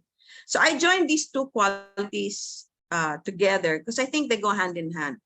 Pag consultative ka, meaning you're expected to be able to offer solutions, parang sort of like an advisory role, okay? And entrepreneurial, because you treat the company you work for as if you owned it. Actually, these qualities, except for the tech savvy, they're not new, okay? Especially when I started working. These are the same qualities that we look for in employees. But because of the pandemic, they become more in demand, okay? So when I first started working for SM Investments, okay, I worked there for a decade, more than 10 years ago, okay? You would think, okay, I'm joining SM, matagal na tong kumpanya to, matanda na siya. So siguro ano na siya, maayos na mga sistema, okay? Well, they had a lot of manual processes, okay? And there was, I think they were in love with paper. So, and that's the thing that I don't like, okay? So a lot of it was transaction, yung timekeeping nila. Meron kaming 3 timekeeper, only for the holdings company. Tapos yan, they would log the time in and time out of people in these big books. Paano yung mala Harry Potter? Yung mga makakapal na ganon, okay? That's all they would do, all right? And it just drove me nuts. And then even when you book a room for a meeting, okay, You had to fill up this form in 1/4 sheet of paper in triplicate. And so the first time I was supposed to fill that up, I said, why are you making me fill up this form in triplicate pa? Okay. Siyempre, pag sinabi ko, kailangan ko mag-meeting with so-and-so, kailangan ko ng meeting room. Bakit ko kailangan mag-fill up nito? Okay. In triplicate pa, I said, I want to see the stock room where all of these duplicates and triplicates are being kept. And 10 years from now, will anybody care where Joann Hizon wanted to book this room, this meeting room? So I got rid of all of that. And then the timekeepers were scared kasi, ay, baka mawawalan kami ng trabaho. I said, no. You're going to be in I'm going to put you in an advisory position, parang account managers. You'll be handling accounts in these different departments. Sabi ko, really, buong buhay, gusto nyo, ganyan na lang kayo, nagpa-process na lang kayo. What I want is for people to go, instead of saying, oh, i-process mo nga, ilang leaves ba ako nung last 2 months ago? Pati wala kang gagawin, ganun. No. Ang gagawin ngayon is, may problema ako sa Social Security kasi ganito, ganyan, ganyan, ganyan. Di troubleshooter ka, meron kang magbibigay ka ng solutions. So that's what I wanted them to do. Obviously, these kids, I call them kids, okay? They're obviously tech savvy. I put them in consultative positions. And I hope I was able to put them in an entrepreneurial mindset because SM Investments won the Forbes top employer, global ha, hindi local, global, okay? Not once, not twice, but 3 times. Okay, so these are the 3 qualities that I think you should have in order to thrive in a post-pandemic world. Next slide. So now that you know what's expected of you, what naman can you expect career-wise in a post-pandemic world? Employer side naman. So remember the slides I showed you about how much earning potential a finance person can realize? Well, a recent study from Deloitte just this year, yeah, that surveyed Gen Zs, Zoomers, and Millennials revealed that the reasons why they will choose to stay with their employer is good work-life balance, followed by learning and development opportunities, followed by workplace culture. Okay? Wala dun na sweldo, top 3. Okay? And I can confirm these sentiments every time I do interviews. Ganon na hinanap. Ma'am, will I be able to learn new things? Yung ganon. Will I be able to take a leave when I want to? Okay. So this means that companies need to take changing worker expectations into account. Also, remember what I said earlier, that traditional career paths were linear, yung rank and file to manager, pag ganon. Well, because of the changes in the pandemic, companies will have to rethink this straight line and change it into a branch type. Hindi na yung paganon na. Okay, marami. Nagsasanga-sanga na. So how many times have I heard in my interviews from the candidate says, I don't want to do this anymore. Ayoko na talaga. I want to do something else. Okay. I've also seen people who followed their hearts and reinvented themselves into something else that was totally different from what they finished in college. So companies need to be more flexible when allowing employees to choose another path or role within their companies if they want to keep them. Because retention is a huge problem nowadays. Great resignation nga. And I'm not talking about promotions or upward movements. I'm talking about a lot of lateral moves, yung sideways. Unlike baby boomers and Gen Xers, did you know that the younger generations aren't all that keen in managing people? For the younger ones, it's all about purpose and meaning in what they do. Social consciousness nga. And since the career paths will no longer be linear, you can be expected to be moved from one role to another laterally. And I need to add that you have to have, can you click the next? Next, a learning mindset. Okay. So add to that a learning mindset. If companies are going to invest in your growth, you'll need to prepare yourself to constantly learn new things. Maybe earn new certifications, considering that finance is such a highly regulated profession. Or learn new technical skills because they get outdated easily, which should be easy for you kasi tech savvy nga kayo. Now, the person who invited me to do this talk, she doesn't want to be mentioned, but I will mention her anyway because I don't care. Her name's Gemma Cheng. Okay. So she used to work for SM Prime, which is property arm of SM. Okay, she joined SM after spending 20 years pa, or almost 20 years with the Yuchenkos. Okay, I remember we were making kwento one time, and I said, what does it take for one person to spend that long in one company and not get bored, o yung batong-bato ka na, alam mo yun? And she said, well, you know, I started as the EA of the Senior Vice President for Finance and Admin, and then for the year ends, when he retired, she was promoted to AVP Finance, no? And then she just kept jumping from one position to another. She did merger, she did property development, she did insurance. Okay, so she said, it was like I didn't have to leave the company because it was like I was doing several jobs in one place. Okay, so hindi siya nababore. She was learning a lot of things, you know, but what was important was that she was flexible, she was willing to learn, and she was interested. Kailangan talaga interesado ka. Kasi even if your boss says, oh, doon, may opening doon, hindi ba interested ka doon? If you're not naman interested, even if you're willing to learn new things, you know, you won't succeed also. So you have to have that interest, that thirst for knowledge. That's what Gemma called the thirst for knowledge. And she said, you must be willing to roll up your sleeves and deep dive. Okay. So now she's the EVP. She went back to them. Okay. She's the EVP, COO, and CFO for House of Investments. Okay. So Gemma, sorry for making you vulgar, but that's your life in 2 minutes. Next slide. So thank you for letting me share my insights into what you may need in order to thrive in our world today. Be tech savvy, have a mindset that is entrepreneurial, consultative, and have a passion for learning new things. You know, having a career in finance can be financially rewarding, but it won't be easy. It's one of the most demanding and in-demand, pero demanding professions today. So in the brief time that I was given, I hope I was able to help you see what you can expect career-wise. Good luck to all of you, and God bless you. Thank you very much, Joann. Indeed, a very good closing for the panelist reactions for today. So, but before I welcome back our guest speakers and panelists on the virtual floor, let me introduce our moderator who will lead today's panel discussion.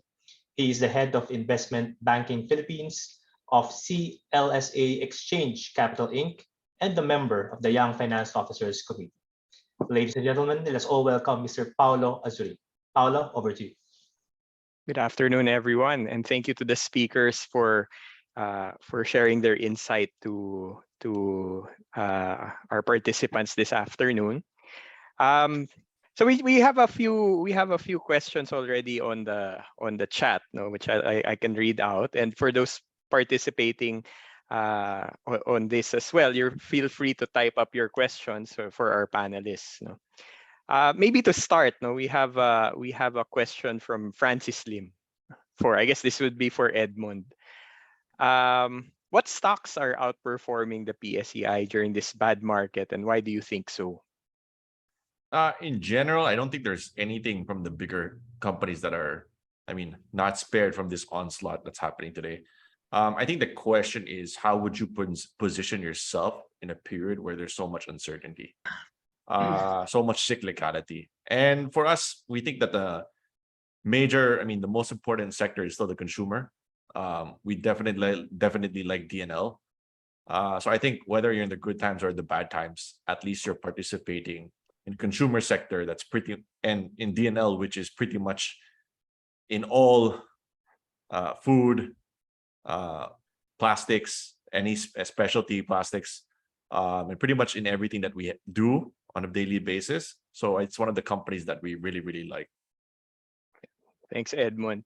I guess while I have you as well. So, I just wanted to ask, how would you characterize your approach to money and finance when you started, and how has this changed over time? And I guess the last part of that question is, if you could have a redo, what would you have done since the beginning? maybe I might not be the best person. Let's be honest. Like, I was born under fortunate circumstances also. So my path might not be the best path. But just to give everybody an idea, everybody thinks I started at an early stage because of my background, my father, and what we've been through. But in reality, the financial literacy portion only came right after college when I started working, right? I worked first for a US equity firm. And that really gave me how would I put it? The initial reflection to learn how to speculate in the stock market. And that's where, you lost a lot of money, did not make money in that period, but I think the learning experience was, for me, the most important. And I think that's what Joann was talking about, for getting the tools for preparing you for where you are today. And yeah, for me, that hunger, and I think that when you're young, you should be hungry, right? You want to make all those mistakes when you're young. You don't want to do it when you're, sorry, but a little bit more senior, diba? You want to do all these mistakes when you're young, right? And that's the perfect time for you to do all those bad things, right, Paolo? Absolutely. Absolutely. That's where you learn the most, right? You Exactly. make a mistake. Yeah, absolutely. Thanks for that, Edmund. I guess next question for Jeng. No? So over your career, I'm sure you've seen many cycles, and what shifts have you seen that affected, I guess, your practice professionally of finance, as well as the way you do things in the workplace? And did you see these things coming? And for our young upcoming finance professionals participating, what should they watch out for to anticipate change in the workplace? Yeah, well, maybe I have first to say that my whole career was a big change. I graduated from industrial engineering, but then I entered Shell in IT. I moved into internal audit, and then it was in internal audit that I made that pivotal decision to shift career and follow finance. And this was mainly born out of, dabbling in stocks earlier on, learning to read the financial statements. So in terms of shifts in career, changes or shifts, I think the students in the audience need to look at it more from the personal side. Likewise, what I said earlier, your diploma is just a passport. Once you're in the company, you have all of these options available to you. And it really depends on you being very sure about, what your aspirations are for yourself, and charting your path along the way. No? And, you will come across different, colleagues, different bosses, different corporate circumstances. Like, there'll be major reorganizations that will come up, especially, having spent 35 years, well, you can say in one group, because I've actually had 20 different roles. But you will see a lot of changes happening or shifts happening in the organization. It's about, number one, your attitude towards it. Are you someone who will fall into despair because you're not ready for the change that's happening?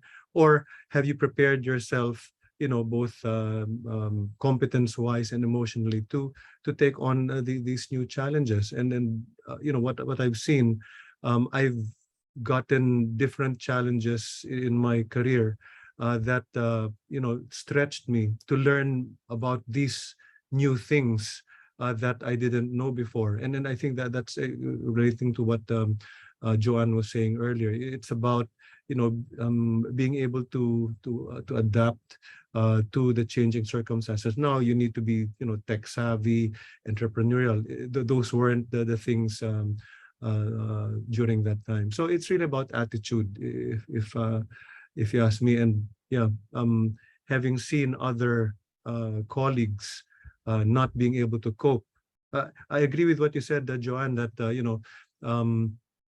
quiet quitting happened a long time ago. When I worked in Shell Kazakhstan, I was working with Russians, and that was their mentality. I have this box around me. I do what I'm supposed to do, and once I'm done, I throw it over, and then someone else will have to work on it. And those were the things that you need to be able to address and motivate people to shift. And yeah, my answer to your question has been here and there, but the main message is that expect changes and be ready for it. Yeah. Thanks, Cheng. I think Joann, you wanted to add something to this as well. Oh no, I was just going to tell him that, quiet quitting is, I guess, because in this day and age of nice, what do you call this, euphemisms, they just needed to brand it something. Pero ganun lang. Tapos meron din yung mga aid, yung panahon ko AIDS. Alam mo yun, as if doing something. Diba? May ganon. So, may AIDS yan. May ganon. Ha? May AIDS? Oo. As if doing something siya. Yung ganon. Alam ko maraming ganyan sa gobyerno. Oh, but that's another conference. All right. Thanks, Joann. I have a question from an anonymous attendee. Considering, I guess this would be for Edmund. No? Considering inflation, is it a good time to invest now? Sorry, natawa ako sa sa euphemisms ng AIDS. Anyway, sorry. The question is about inflation. I mean, the answer is obviously yes. No matter you're going through a bad inflation, poor inflation, or whether inflation here is heightened, it's not something that we see as sustainable. Like these high levels are sustainable. Might go down, but to what extent? Obviously, that's the million-dollar question. And what we've seen from corporates, especially to give you guys an idea, is how they're able to adjust in inflationary environments. And the best way for you to look at it is coming from the pandemic, because the pandemic is already a huge crisis, and how companies were able to maneuver and be able to grow, and now some of them reaching pre-pandemic levels, like the company I mentioned, for example, like DNL. And we think that if you're buying companies, you want to participate in those companies that somehow have that inflation hedge where they can pass it on to the consumer. Don't get me wrong, with how high inflation is, you'll probably not be able to pass on everything to the consumer, no questions asked. But to have some level of flexibility, participate in the ones with strong balance sheet, participate in the ones with strong free cash flow. And I think that's what's key for anybody participating in the stock market today. And that's the reason why you're seeing a huge separation in the strong companies in the US versus the ones that have no cash flow, which unfortunately it's majority of your fintech and technology companies that don't have that cash flow. And they're the ones getting burned right now, versus the ones that are coming from strong balance sheets. Okay, wonderful. Thanks, Edmund. I guess my next question is for Mark. We're in a period where there's a lot of technological change and new financial products, and my question is in relation to regulation, and how has government built trust in these new financial innovations? I guess for the investor's point of view, and how do you feel that how do you feel that we in the Philippines have been adopting this quickly, and how can this I guess improve over time, to be able to adopt these technological change more readily, across the whole country. So regulatory wise, how have we been doing on that? Yeah, Pao. Thanks for that, Pao. Yeah, so I guess we'd all agree, for me, in all gatherings that I've attended this past few months and years, they're whether virtual or face to face, they're really one of the hot topics, or the hottest topics would be anything that would touch on financial innovations, financial technology, or fintech, whether this involves digital payments, cryptocurrencies, as Edmund said, electronic wallets, digital banks, as you may know, NFTs, and the like. So, of course, as we all know, the conversations on all aspects of fintech are rapidly or constantly expanding in scope and audience and all the time. So in the Philippines, both regulators and the private sector have been very active in this space. Actually, I'd like to say that our regulators, especially the BSP, have been very progressive in regulating or even allowing or giving a mechanism to regulate these new products and services. As you may know, the central bank has been literally coughing out regulations to further protect us, to further enhance cybersecurity infrastructure of fintech products and services, to further promote a strong or a more robust corporate governance framework for fintechs, for startups, right? Especially since some of these fintechs are not backed up by hard assets, so to speak. But for me, as a practicing corporate or fintech lawyer, I believe that we should continuously engage with the regulators, Paolo, to further support innovation, for financial inclusion, which is their main agenda, which is very important to the Philippines. I usually in talks, I always say that I recommend I really advocate a risk-based regulatory regime, placing consumer protection at the core, right? Of course, easier said than done, but simply put, we can do this for the regulators and of course the private sector working hand in hand in providing mechanisms aimed at licensing, registration, and regulations for these emerging technologies. So we are there. I'm sure we're just one of the few countries that even regulate cryptocurrencies. We have licenses to allow the conversion of fiat to crypto and crypto to fiat. We are now in the advent of open finance and open banking. And believe it or not, the central bank is even contemplating on or even talking about CBDCs, right? So that's another topic altogether. But yeah, we're quite there. Wonderful, wonderful. Because I guess that's quite timely as well, no? Because as Edmund mentioned a while ago, the universe of opportunities for investors has grown, no? And technology is one of the driving forces as well, no? So it's good that Philippine regulators are proactive in terms of pushing this in the country. We have a question from Jessa May Cero. I guess this would be for Joann. What's your advice to students who are aspiring to become successful financial analysts, or I guess a financial professional in general?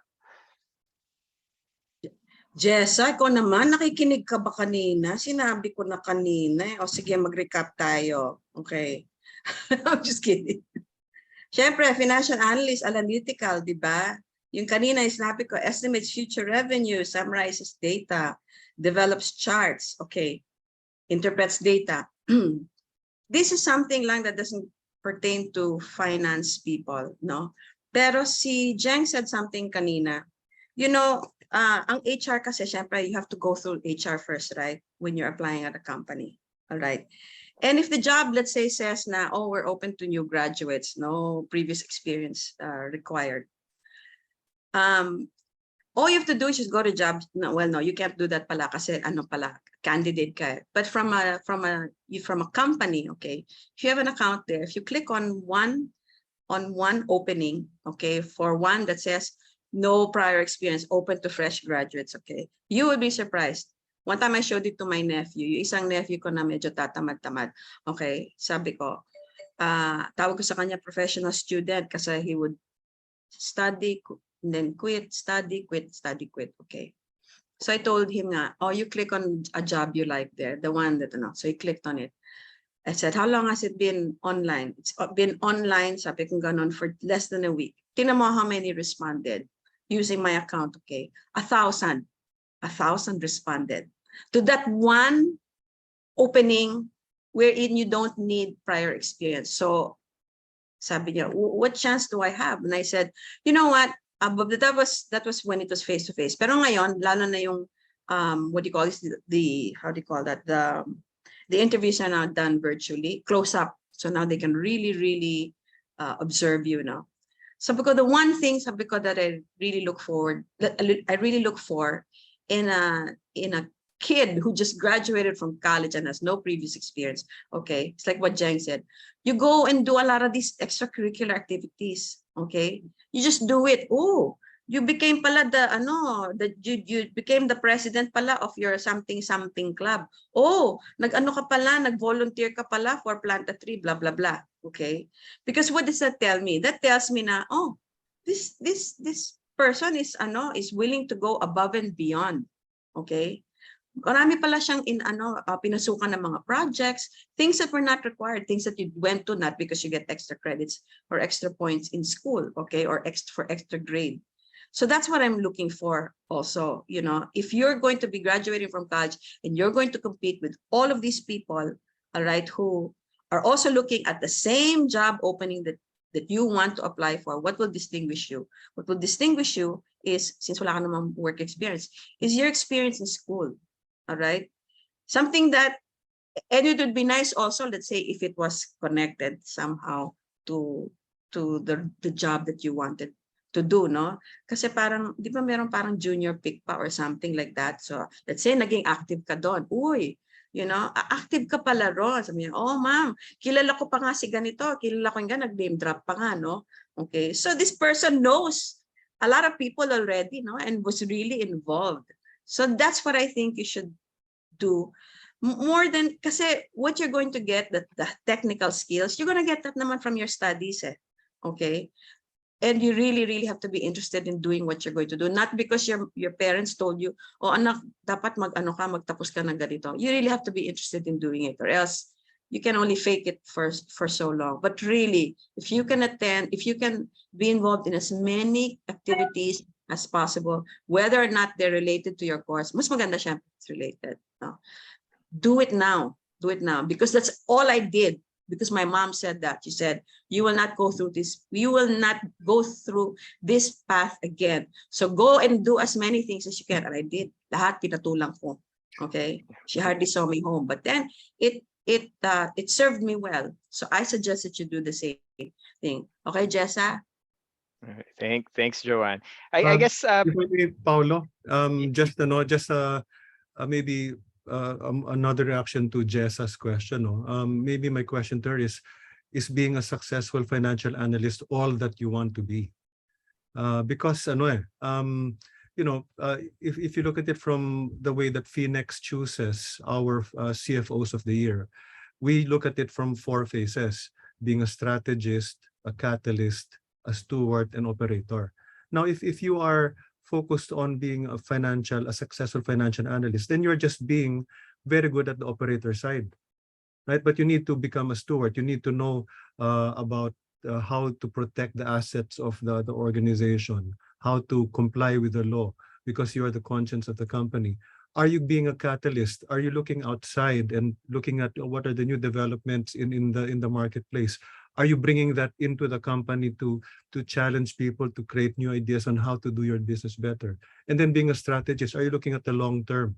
Are you going to be there to help the company develop sustainable performance? So it's about all of these things. So being a successful financial analyst maybe is just a first step, but as you get into the organization, you need to be developing all of those 4 phases: a strategist, a catalyst, a steward, and operator, and not just focus on one. Wonderful, Jeng.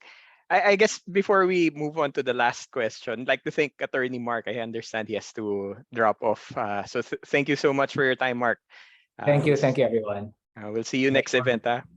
Thank you, Jeng, Joann, Edmund. Bye-bye. Okay. So the last question we have from the audience, let's see. And I guess this one can be quick lang, no? So if you have a mantra that you can apply the most when it comes to managing your finances, what is it? And what inspiration can you share with the audience? No? So this one is from one of the audience members. No? Hindi lumalabas yung full name. Maybe we start with Edmund. I guess the most important aspect with regards to any single person is that you should be able to save first and then be able to budget everything else that you have. And I think that's important, especially when you're starting, because you can get carried away with na-shock din ako sa salary ng financial analyst eh. Hindi kasi yan yung salary ko 14 years ago eh. But my point is that if you can save first, budget that, and then the rest of the money, you find a way to make that expense work, I think you should be okay over time. And you just got to make sure you live below your means. Thank you. Thank you. Joann.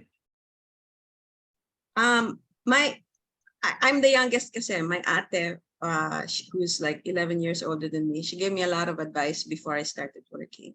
Like what clothes to buy, what clothes to wear. And then she kept saying, save, save, save. That's all she said. Save, save, save. She didn't say how much of percentage of your salary you should save, but she just kept saying save. Okay, so that was when I first started working. Fast forward to a few years ago when my brother got sick. He passed away already, and he had fallen on hard times. So I was the one who financed his hospitalization, okay, because everybody's abroad already and I'm the only one left here. So he came home here to get treated and he passed away. And so I kept telling my sister, oh, the hospital bill is this much. And I said I was going to advance it and we were just going to divvy it up. Then she said when it got to 5 million, 6 million, 7, 8, 9, hanggang naging 11 million. And she goes, you have money pa? She goes like that. And she goes, why do you have money? Why do you have, it was so, in other words, it was liquid. Why do you have money? Yung ganon, when it got to 9 million, 10, until eventually became 11 million. I said, you told me to save. Sabi ko ganon, I've been saving all this time. Sabi ko ganon, ever since I got my first job.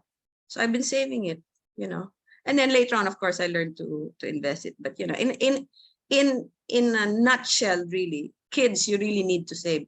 Kaya 10 piso pa yan, 100 pesos, 1,000, Maybe this month, I cannot save that much. O di bawasan yon. Maybe next month, medyo nakaluwag-luwag ako. Save more. But save. You believe me, talagang it will serve you well come emergency time. Okay, thank you, Joann. And I guess for close it out, Jeng.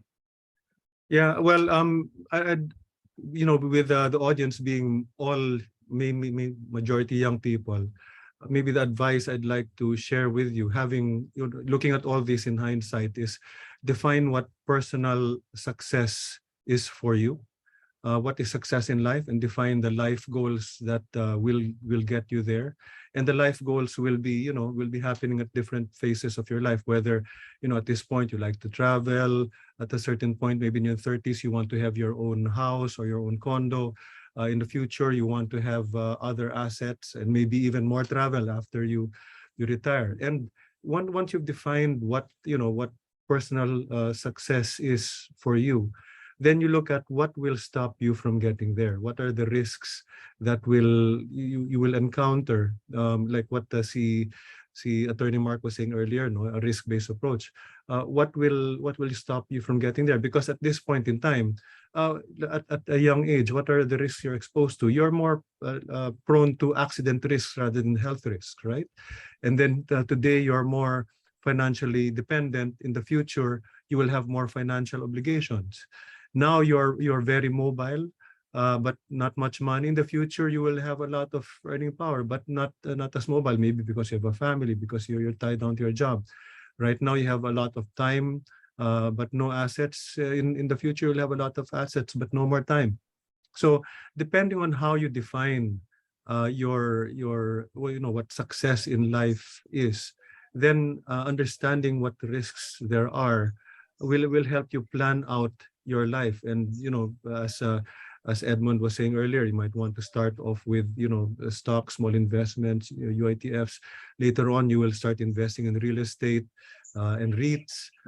Then, like now that I'm retired, I'm investing more in bonds because I don't like too much of the volatility, especially when I think I might need it. I might need the cash sooner rather than later. So yeah, it's really all about projecting that what success is over the long term and then planning for it. Okay, thank you to the panelists. I guess that's all the time we have for today. So I'd like to turn it over back to Ray for Thank you very much, to close the Paolo, program. and again, thank you very much, Edmund, Jeng, Mark, and Joann for these very insightful discussion. Definitely leaving our audience with a wealth of information and advice which we can all apply in our career and personal finances. So at this point, let me call on our president, President Mike, to award the Certificate of Appreciation to our esteemed speakers and panelists for today. So definitely that has been a very interesting session. To the technical team, do we have the visuals for this? All right, so we'll be giving this out virtually, again, one by one. So again, the Financial Executives Institute of the Philippines presents the Certificate of Appreciation to Mr. Edmund Lee. Thank you, Edmund. In recognition of his generosity in sharing his valuable time, knowledge, and insights as the keynote speaker in the FINEX annual conference with the theme, the Transformative Power of Finance in Life and Business, given this 30th of October 2022 via Zoom, signed by yours truly. We really appreciate your participation, Edmund. It was very helpful, and I'd like to think that all of our participants gained value from your talk earlier and from the interaction with the rest of the panelists. Thanks, Mike. Thanks, everyone. All right.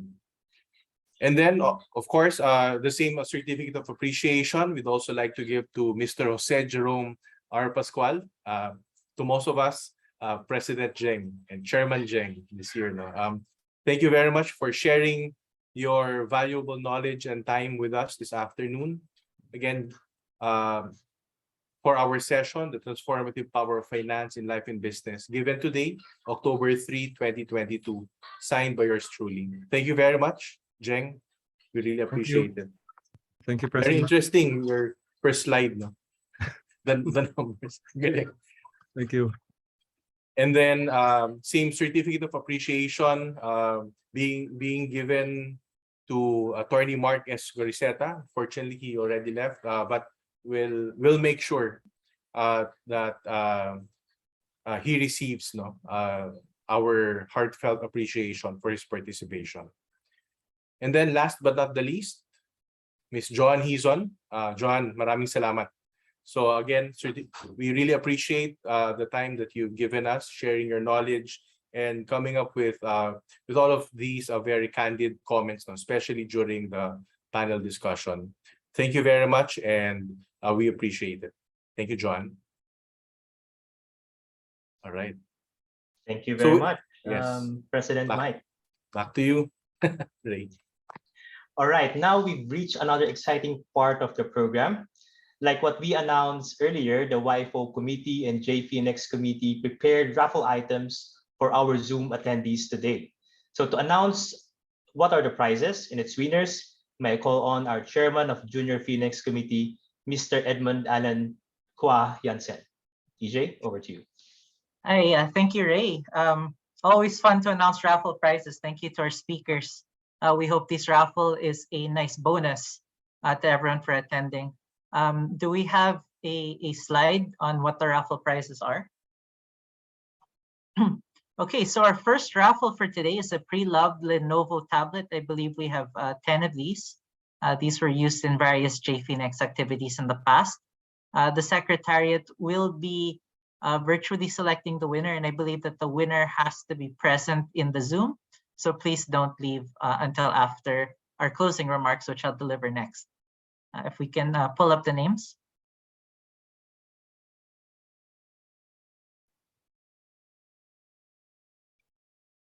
Okay, so the 10 winners of the pre-loved Lenovo tablets are Adrian Philip Lagdemeo, Angel Rose Bautista, Jalil Adyong, Rona J. Bernardo, Vanessa Sagun, Charles Kenneth Batan, Dayalan Dabilio, Jonas Zulita, Ray Salvistal, and Elijah Marie Estebas.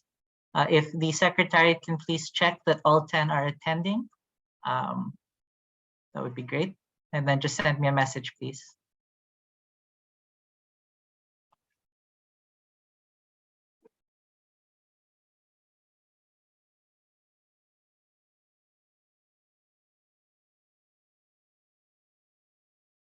Okay, we can go to the next raffle. And the next raffle are the major prizes. And thank you to Brian Trias for organizing this and for also sponsoring these mobile phones. These are two nice brand new Redmi 10C mobile phones, courtesy of CCT Chemicals Inc.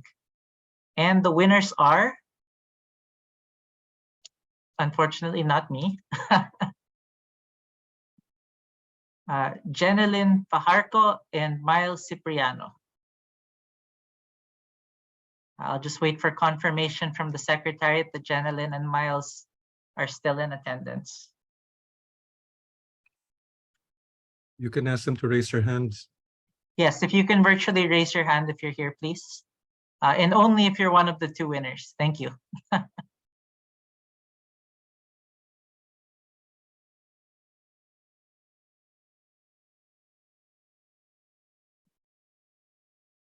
Okay, Miles is not present, so we will be having one redraw. Just one, right?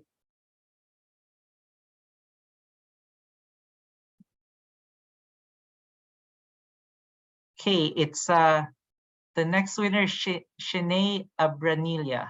Shanae, if you're here, please raise your hand. And she is present. Congratulations to the two. Okay, with that, Ray, do I just move into the closing? Yes, thank you very much, EJ. So please proceed with your closing message. Okay, thank you. It's always tough to follow myself, but I'll try my best. To FINEX President Mike Gorin, FINEX Foundation Chair Attorney Francis Lim, our keynote speaker, Mr. Edmund Lee, and of course to our panelists, Mr. Jerome Pascual, Ms. Joann Hizon and Attorney Mark Gorriceta, and our honored guests, good afternoon. Thank you to everyone for attending today's very informative session on the transformative power of finance in life and business. I'd like to thank our panelists for sharing their insights and experiences on this topic. This is the first activity of our 2022 FINEX conference, and I think that it's appropriate that the Young Finance Officers Committee and the Junior FINEX Committee work together to organize this, because indeed, it is the youth that is the future of finance and of business. Special thanks go out to Brian Trias for heading this initiative. It was very well done and a pleasure to work with you. And we look forward to many more collaborations in the future. There were many lessons today, but please allow me to summarize some of my key takeaways. In his opening remarks, President Mike Gorin talked about how finance can be transformative if used and applied correctly. Indeed, I hope that from today's session, you gleaned how that can be applicable in your careers, because to paraphrase Spider-Man, with great knowledge comes great responsibility.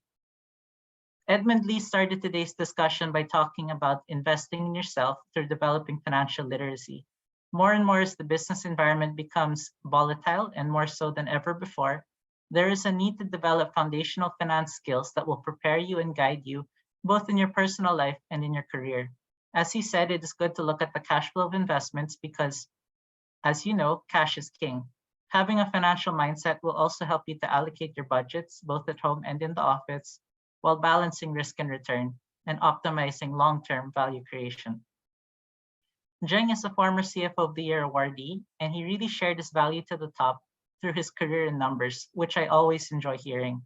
What really stands out to me about Jeng is despite all of his accomplishments, he's very grounded with his love of family and how he's never stopped growing as an individual.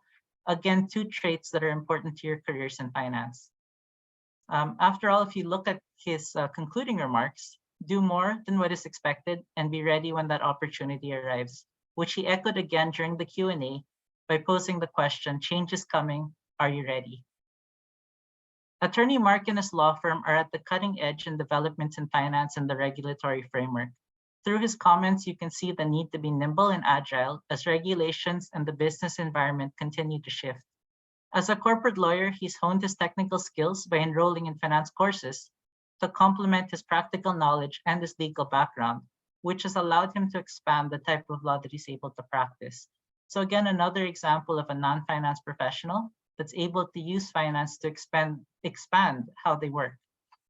And Ms. Joann Hizon gave us a very unique perspective on finance professionals from her point of view as an expert HR practitioner who's won multiple Employer of the Year awards. As she explained, FinTech has quickly transformed how we work, and it's made things more equitable.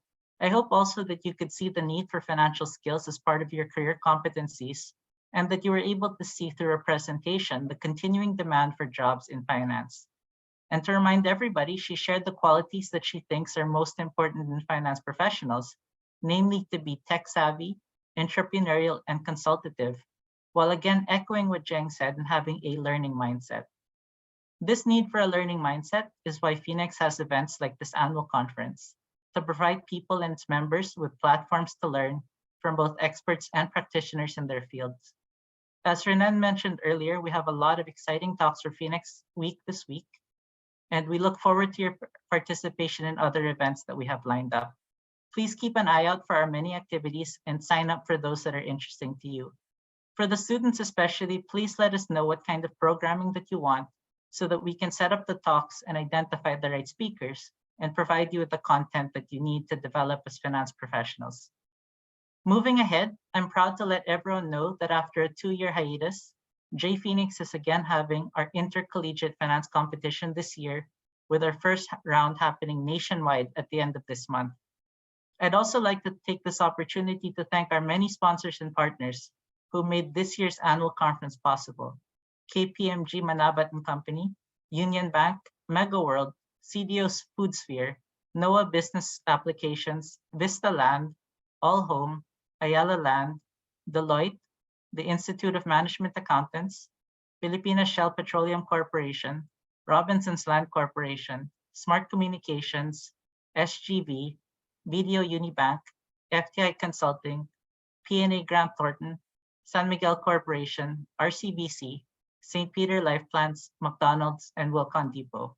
We'd also like to thank our broadcast partners ANC and CNN Philippines, as well as our media partners Business Mirror, Business World, Manila Bulletin, Philippine Star, and Manila Times. Thank you again, everyone, and we look forward to seeing you more at future events.